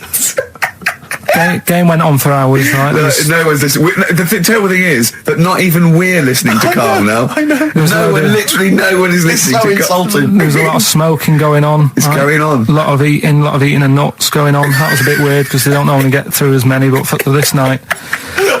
So, come on, let's just play Bruce. Carl, let me ask you now. Carl, you will be a little bit unnerved about this. Have you seen the film Jurassic Park? Yeah. You know what happened there? Well, according to the sign here, it says scientists are planning to clone mammoths for a theme park. Look at his face. Look at that. He looks like a dog caught in the headlights of a car. He's terrified. I love Carl. He sprung to attention Carl. there. Is that the best news you could have? Man moths.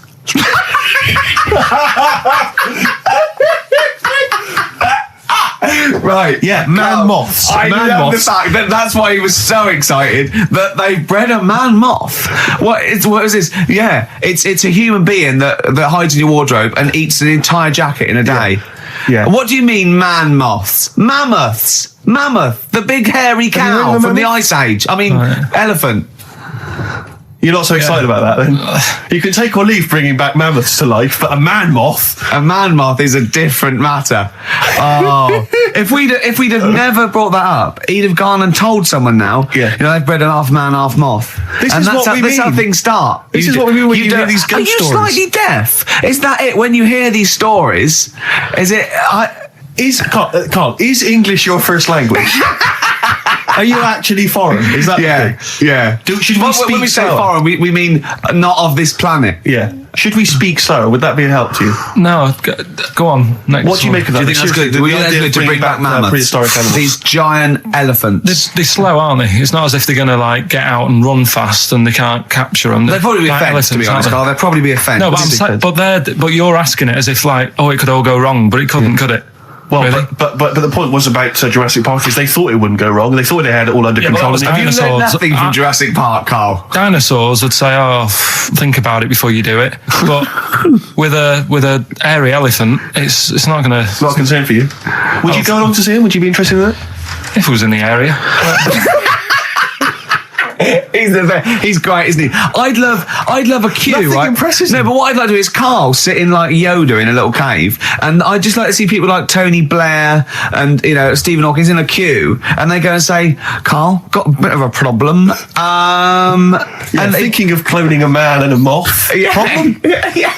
Not an issue. No, if I'm in the area, I might cruise around and have a look at it. Otherwise, just don't send it near my clothes. Oh, that's fantastic. So it's just for a second. What's As the words "man moth" came into your head, how excited were you? I mean, were you both terrified and excited? For the moment when you thought that they'd cloned a man and a moth? I pictured. What kind of face did he have? Did he have the moth's head or was it a man's head? Just a little man head. Right. What was his face? What did it look like? He just was like a bit shocked, perplexed. Yeah. It was like he'd been grafted onto the body of a moth without his consent. And when he was asleep, he'd woken up. He just went in to have a goiter removed, and they said, "We've replaced your goiter with the body of a giant moth." Yeah. Is that all right, Mr. Jenkins? So he had the head of a little. Was it a little boy or a man? Little man. Right. Okay. And he's just bumping into a lamp. Just bumping into a lamp. If you went into hospital and they'd done something, what's the worst thing they do, right? What would you rather have done, right? You wake up and you've got lobster claws for hands. Right. You wake up and you've got duck's feet. Or you wake up and you've got one horn coming out of your head. The worst thing, Yeah. probably the horn coming out of my head. Why? Get in the way. That'd be useful, wouldn't it, in fights and stuff? And for like parties, people would play Well, I suppose quoits. the lobster claws would also be quite handy there. So anyway, I found these things. Do you want to hear them? yeah. So explain this again. Right, so I got back off holiday. The first job I found out I've got to do is work with Ricky for a voiceover. I do a regular thing. I do X-Ray magazine, but I'm allowed to make the script up, and they said I could, so I did. Right, so imagine this. Well, I know you, Rick, and I know you like to put a lot of work into these things. Yeah. You want to do a good job. So he rolls up, he says, "Let's do it then." He said, "What's in the magazine?" I said, "Well, here's a selection of stuff. This is what you've got to sell." He said, "Leave it with me." He goes into the little booth, and the first one he comes up with is this little advert for it, right? X-Ray magazine. It's out now. It's £3.50 May edition. Music of Tomorrow. Dandy Warhol's picture, and there's a free CD with all the Placebo and the Donners and Smog and Nightmares on Wax, Alpine All Stars. Only £3.50. It's out now. Buy it, innit? Have you got a sore throat there? Well, that's all right, isn't it? And he was going, "You can't." I said, "We are doing that. I've done one. That is it. That's it." So I persuaded him. He went, "Right, okay, we can possibly put that on XFM, right? I'll have to see, right?" And so I wouldn't do it again. And he went, "But you need one for Capital." He said, Right. "Capital will know what." I went, "Right, I'll do one more for Capital." Right. Because all the stations advertise the XFM magazine, right? So this is the one that you thought would be all right for them. Ooh, hello, you loonies in Radioland. Dr. Frog here to tell you about the new edition of X-Ray magazine. It's out now and it's only £3.50. You've not heard of it? It's a great music magazine. And you get a free CD featuring bands like Placebo. They wear makeup, but leave them alone. Gold Chain, Smog, OK Go, The Donners, and all great bands that you'll love to. Froggy here. Hello. Bye. Ribbit, ribbit. Froggy says bye it. Oh, well. So then, he says, "That's it. You had your money's Is worth." Dr. Frog still on there? He's still on Classic. I said, "That isn't going to go out. They're not going to be happy with that." He said, "You've had your money's worth. I'm going." Yeah. So I'm left with that. I then have to get the bosses in. And because I've let him go, in a way, it's my responsibility. Yeah. So I've obviously thought I've got what I need. I had to play them to the MD. What did he say? And justify. Well, I was sort of thinking if I laugh, he might go, "Well, I don't get it," but he finds it funny. Oh, brilliant. Well done. So I was laughing. He was sort of thinking, you know, Excellent. is that it? Brilliant. When do they go out then? I think one of them's going out at the moment. Excellent. I think the first one's going out. Brilliant. Well, let's play a great track then. Is it Dr. Frog? I'd like to see Dr. Frog feature maybe on our show more often. Okay. Oh, I've got some new comedy characters. I can't believe we're You know, I love the work of comedy greats like Chris Moyles and Noel Edmonds. I've got some really funny comic characters that'll be popping in and out of the studio. Save them. Okay. I'm excited. Coldplay, One I Love. That's for Nick, Neil, Olivia in Tower Bridge. Absolutely, and also Nikki from Bromley who emailed in. She's enjoying the show and she wanted a bit of Coldplay. That's the B-side of the current single. This is a great show, isn't it? We've got great music, we've got laughs, tears, we've got requests, we've got Simon Mayo games. It's just like Radio 1 for less people. Exactly. Radio 1 for less people. This is great, isn't it? So go on then. So listen, Guy, you were so excited about this game, weren't you, earlier? You came in with a hop, skip and a leap in your step. Although I must say, the phones are going mental. We're going to have to take some more calls. People love Carl. High and Dry is great. I mean, it works. Can we have a very quick... Just recap in case someone's just... Yeah, quick. Can you make it so High and Dry doesn't work now? Give us a bit of information that makes it different to High and Dry, or can't So you for those that do have just that? tuned in, Carl describes in a roundabout way a story which somehow is representative of a song. Is that right? A song title. A song title, Yeah. okay. So, this woman, she's all right. You know, she has a normal life. Pretty much. Kind of. Yeah. There's probably a few things actually that she can't do thinking about it. But the main problem would be having a wash or having a bath or having a shower. Yeah. Maybe going for a swim thinking about it. Right. I think water is the clue, isn't it? That's the clue. All right, so Who's that on the line? Hi there, it's Mark. Hello, Mark. Hi, Mark. Right, What do you it think? smells like Teen Spirit, Nirvana. No, it's not. That's a great guess. Smells like Teen Spirit again. He's also No. brilliant. Thank you, Mark. Well done. No, it's not that. All right. Hello, XFM. Oh, that's a dodgy mobile. Oh, that's a bit of a clue. A dodgy Hello, mobile. XFM. Oh, they've just given up. They've all been going for Smells Like Teen Spirit. They just hung up. Hello, XFM. Hi, is it She's Electric? Excellent. She's electric. It makes sense. That's fantastic. Oasis, Carl. she's electric. Why does she smell? Because she doesn't have a bath and that. Because she can't have a bath or a shower. What's your name? Neil. Neil got it. Neil got it. So, did you get it straight away? No, only during the song. A process of elimination from all the other wrong answers. Yeah, basically. So, She's electric. Rick, I have to say, you're holding your head in hands, and it looks like you want to shoot off. But I have to say, I thought that was quite good. I genuinely thought that was quite good. But it's not a cryptic clue, is it? Because it's not. She smells. There's a few things you can't do. She's electric. yeah, but do you understand what I'm getting at? She's electric. I always understand what you're getting at, Carl. That's never been a problem in the years I've known you. Neil got it. Yeah. I have to say, Rick, I think you're down on this idea. I could definitely see that ITV1 replacing I'm a Celebrity, Get Me Out of Here. Karl Pilkington hosting. Simon Mayo on the phone. Exactly. To the lawyers. Well, Neil, there's no prizes or anything, but well done. Well done. That was well worth it. Right. Well, you go away with the award in the knowledge that you've beaten Carl. Yeah. You can secure the knowledge that you thought how Carl does. Absolutely. Well done, Neil. This is the Best Of Show on XFM 104.9. I'm Ricky Gervais, with me Stephen Merchant. Yes. I hope you're enjoying the Best Of. I'm amazed that these are the highlights and that we've strung it out this long, Rick. But the good thing like this is, we're not here, we recorded this a couple of weeks ago, just the links, right? This has taken us about 10 minutes for the whole show. We get paid the same. Why don't we do this every week? That's a great idea. High five. Listen to this clip, it's brilliant. Carl, you're a second-time buyer, aren't you? Yeah. Bought one in Manchester. Lost $7,000 on that one. Well, don't buy in Manchester. No, it's a good flat. It's just it wasn't. I didn't buy it to sort of make money. I thought I was going to be living there like all my life, and then a job came up here, and it was like, oh. You bought your first flat in Manchester. You assumed you would be living there for the rest of your life. Well, I wasn't in a rush. Play record. You're an idiot. Hang on a minute. So have you got a property portfolio? Have you got the two houses now? No, I've got rid of that one. Oh, you sold that one? Got this flat. £7,000 Got loss. this flat. I'll tell you something that is interesting. Hold on, though. What? £7,000 lost. Yeah. It's a flat in Manchester, but it could only cost about £8,000 anyway. Right, Steve, something they do now, right, they've got to do by law when you're buying, right? I was looking at one in London, right? It's haunted. They've got to tell you now. Right, don't talk shit. I'm telling you now. Record. I'm telling you now. Yeah. There's no such thing as ghosts. That is ridiculous if that appears on a legal document. Right, if there's anyone who sells flats and does that for a living, yeah, right, email in, because I'm telling you now, that is a fact. She sort of dropped it in. I said, oh, you know, nice feel here. And she said, yeah, well, that'll be the ghost. Just dropped it in, that's all they've got to do. And then I was like, what? And they went, oh, yeah. That's all I've got to do, is it? So that's the legal thing. Did you drop it in? So in court you go, did you drop it in? Yeah, I dropped it in. Play a record, you're an idiot. I love the fact that in pole position, in positions 1 and 2 of his favourite films of all time, it's The Elephant Man and Cares. Yeah. That's brilliant. Yeah. Go on. All right. Am I leaving the mics open a bit when this is going out? Yeah, or what? let's have a listen. Yeah. All right. So don't talk then, right? Just put that hot dog down, Rick.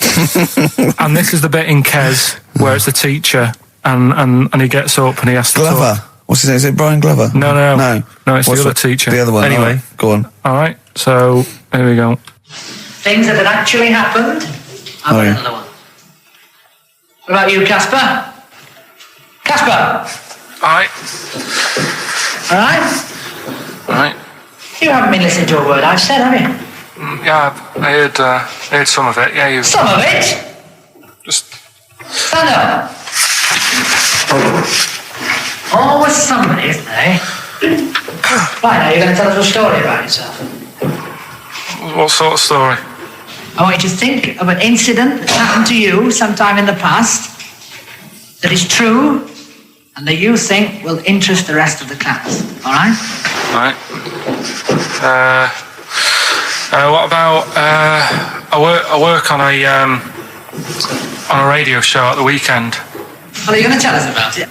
I'll just do. It's 2 hours, and it's with Ricky Gervais and Stephen Merchant, and just sort of play music and tell stories and stuff. What kind of stories? Well, whatever. Like last week, it was science. We were talking about this lad who was growing a knob on his arm, so it's weird. But it's tricky, sir, because like with Ricky, he gets bored quick and he won't listen to the stories, and he'll start squeezing my head. All right. I'm not interested in what he does. That isn't normal, is it, sir? That. I mean, it sure is a bit gay. Is he? Just messes about, though. Do you know what I mean? I try and like come up with good stuff, like monkey news and like quizzes and stuff, but then he'll just, Ricky will just mess about. I mean, on Saturday he did it again. He squoze me head. How do you spell that? Squoze. S-Q. Oh, you're going to show it off the wall. This is a new word to me. Squoze is S-Q-U-O-Z-E. Right, now tell us what it is. It's when he gets me head and he puts one hand on the back of it, right? And he puts the other hand on the front of it and he just sort of swivels it. Swivel, right down the back. Oh, swivel's not it's spelled S-W-I-D-R. How many times a day?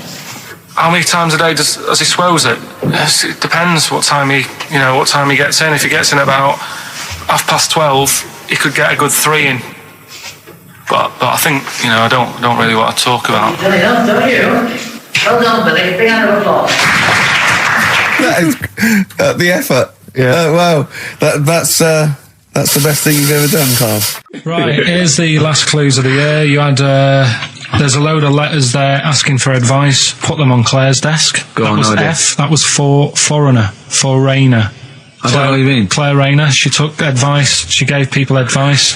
So that's a foreigner. That is shit. Right. I'm sorry. That might be Christmas. That is absolute A garbage. lot of people got the right answer. I know. That annoys me even more. The second one, ask your mum. Foreigner. Yeah. Foreigner. Second one, ask your mum if you should. That was S. That was Shalimar. Shalimar. Right? No, bizarrely, what was the clue there? Ask your mum if you should. No, we got a lot of people saying Smashing Pumpkins as the answer to that. But I don't know who's saying that today, Mum. Smashing Pumpkins. Merry Christmas, Mum. Smashing Thanks very much. Nice bollocks. Right. Oh, that's great. That's great. Right. Smashing pumpkins. Your dad bought them for me for Christmas. Yeah. And the last one, Lovely plums. What, my Victorias? Oh, God. right, we've got to wrap it up. Come on, then. A couple of people were arguing in the supermarket at the fruit and veg counter. That was B, that was banana drama. They were like having an argument. What do you mean banana drama? What, no, wait. What group is banana drama? What group is banana drama? So, You're a fool. You're a twat. When you say that, but you accuse Carl of that, you're also accusing lots of the listeners, including the winner, Nicola Rogers, of London, and she wins those great prizes, and she got them bang on, so... Banana drama. so can we finish there now? Yeah. Yeah, What do you mean? What do you mean? Can we finish there now? Just play the ads and go. What? No, what are you talking about? We're going to play Jodie Documenting Rivers in your all day. Play that then. Goodness me, Carl, look at you. We haven't got time. Merry Christmas, Carl. Merry Yeah, Christmas. yeah, Carl. enjoy the show. Let's give him a little kiss. Oh, a little kiss. Oh, no, with tongues, it's Christmas. Don't. Stop messing about. Get up! You don't talk to anyone, do you, in the week? You just hide in your little sound booth thing, and you really don't talk to anyone, do you? Much? Not really. No. I mean, you might call up. Yeah. But no, I keep myself to myself. Yeah. Then you don't get bogged down in the office politics and stuff. Yeah. Is there a lot of office politics here? I don't know. I don't get involved in it. Oh, yeah. Proved your point. So when we're away and we're like out of action, who, other than Suzanne, who will you talk to of the day? How will you get a sort of feedback from the world? How will you get sort of like input and... I always, if ever I've got like a question on anything, the internet's sat there and I can just go online and find out. The internet is good. It's brilliant. But it's not all verified. It's not all necessarily factually accurate. Anyone can put things onto the internet. It's it's freaks and things that put on things one, right? like... Here's one that I read in a week, right? Go on. About this woman. Yeah. She was a bit of a punk. And to get her hair done like she wanted it. Super glue. Right, no. She got lard. Apparently it's a popular thing, you might know. Put lard on your head. Yeah. And you put it in the oven. Oh.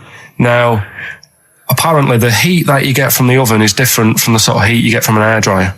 Right? And she had to do that to get the style that she wanted. But anyway, she comes into money or whatever, treats herself to a microwave. Right? It's not true. Opens the door, jams the things, like the little catch. So the microwave works. She jams it with a screwdriver or a knife or something. Yeah. Puts the microwave on, sticks her head in, boils her brain. Don't be ridiculous. Right? Well, why is that ridiculous? Boils her brain. She boiled her brain. She boiled her brain. And this is what's good about the internet. I went straight from that, and there was a subject about brains. And do you know that Russell Crowe, when he dies, is giving his brain to charity or something, some sort of some people who can do stuff with it. She gave hers to Pot Noodle. Vesta. Yeah. Oh, That's boiling the a sort of skull. Yeah. It's not true. It's not true, Carl. Just urban myths.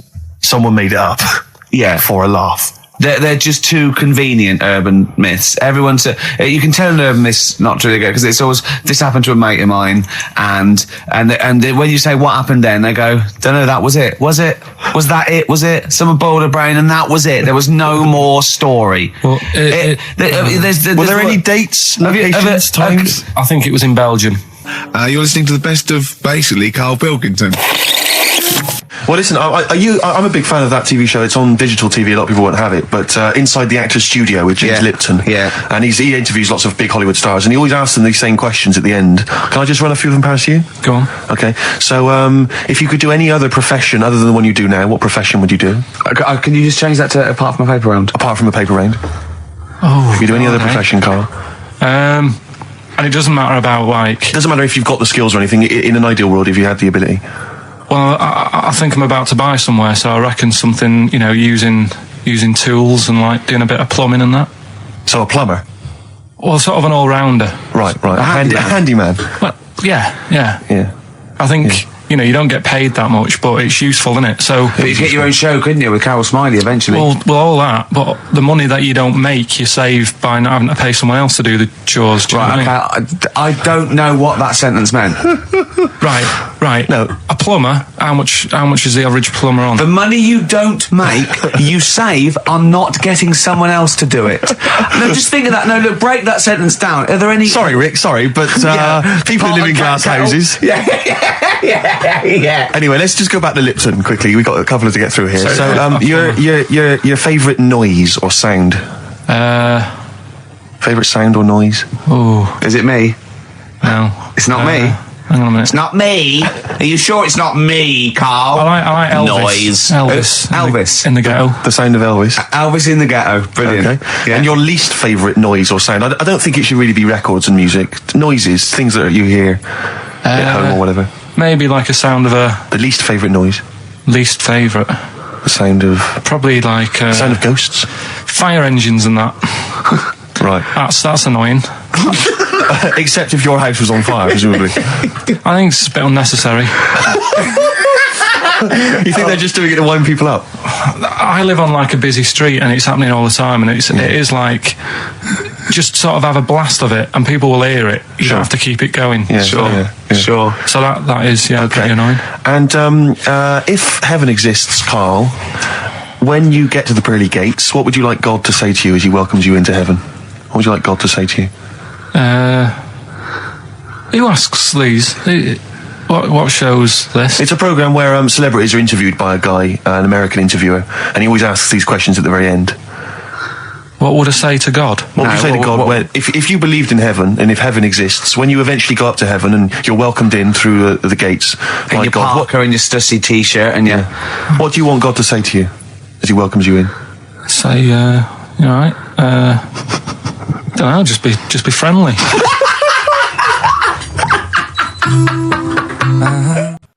Right, okay. Are you in a film this week, Carl? We're doing that now? Yeah, go on.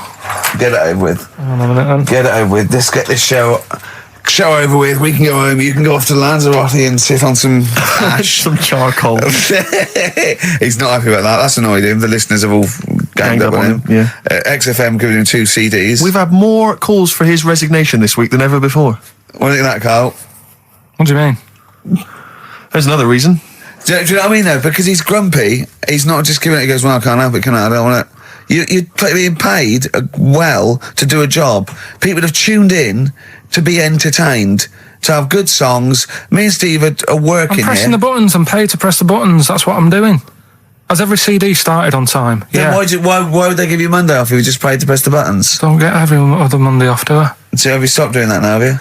Well, yeah. Why? Because there's work to do in that. I'm not moaning about it. Let's get on with it.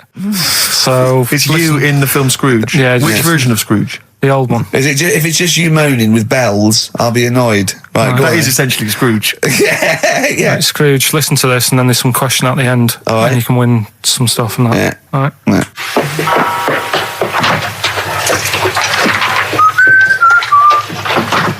You're late. Only 20 minutes. What do you mean by coming in here at this time of day? I've just been doing some Christmas shopping, haven't I? Probably do some more shopping on Monday because it's my day off, isn't it? Yes, I know it is. You don't have to tell me. Do you want to see what I've bought Suzanne? No, thank you. I don't mind showing you. It's only a Christmas present, isn't it? Just bought some more condoms. Why? Well, I bought some last year. Got 2 boxes. They all got used, so... I'm very glad to hear it. How much do I pay you?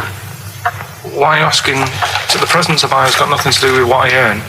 Like I say, if I won the lottery, I wouldn't go mental on her. Do you know what I mean? I probably wouldn't even tell her because I think she'd want to travel around the world and all that, and I'm not into that, to be honest, so I'd probably keep it quiet.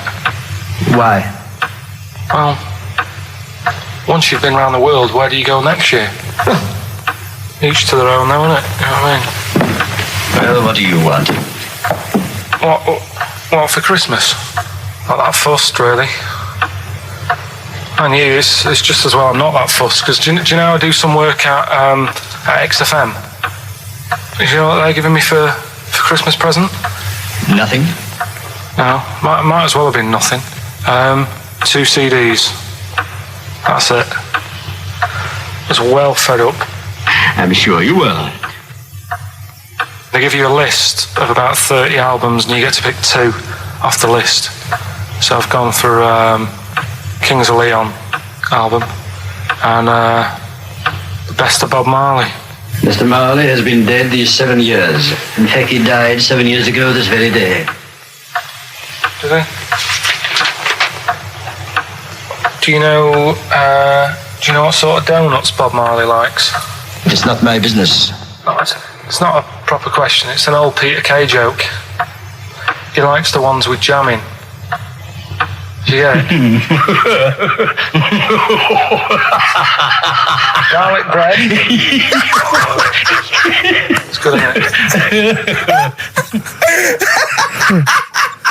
Excellent. Oh, Carl, well done. Carl in Scrooge there. The only man more mean and depressed generally than Ebenezer Scrooge. Oh dear. The reason you became King of the Universe, of course, is because of your fascinating French bread anecdote. Oh yeah, come on then. How did baguettes come about? If this is going to be someone cooked a loaf a bit wrong and said I can still make a sandwich out of it, I'm going to hit you. No. Go on then. Right, Napoleon, when he was at war and that with Russia. 1812, yeah. Yeah, all his soldiers were like, not used to the cold weather and that. So they said, take some clothes in your bag with you because it's going to be nippy out there. So they put all the clothes in the bag. Sure. They were told. It's Napoleon, for Christ's sake. No room for any food. You're joking. So couldn't they make some sort of like sandwich? No, it wouldn't fit because of all the clothes. You had to take extra gear. Sure. So anyway, I can see where this is going. Is there a baguette-shaped gap left in their holdall? They thought, let's make some bread that you can fit down your trouser leg. What? That's not true! No, it's not, I read it in Euston train station. I was waiting to go back to Manchester. Where did you read these? Scrawled on the wall in graffiti. Yeah. Do you know was it also meet me here for cock fun at 12 o'clock? The Upper Cross Sandwich Shop, Euston Station. It's on the wall. What do you mean it's on the wall? Do you know it says like sail on at Dixon's, whatever? Yeah. Next to that, there was like a bit of information. Once you've read the stuff on Dixon's, I get information. There's a big thing about the history of the baguette. I read it and I thought, we got to make a sandwich we can spit down our trouser leg. But how can you march and fight with a huge piece of bread down your trouser? Although it would be intimidating. You see them coming, you go, sacre bleu, look at the size of them. They're big fellas. Well, blimey. I can't help but feel that could be a practical joke at your expense. Yeah. Well, the Earl of Sandwich... Do you ever question anything you read? If it's printed up, is that, like, fact for you then? Well, it's not funny. I mean, if they were trying to be funny, it's like...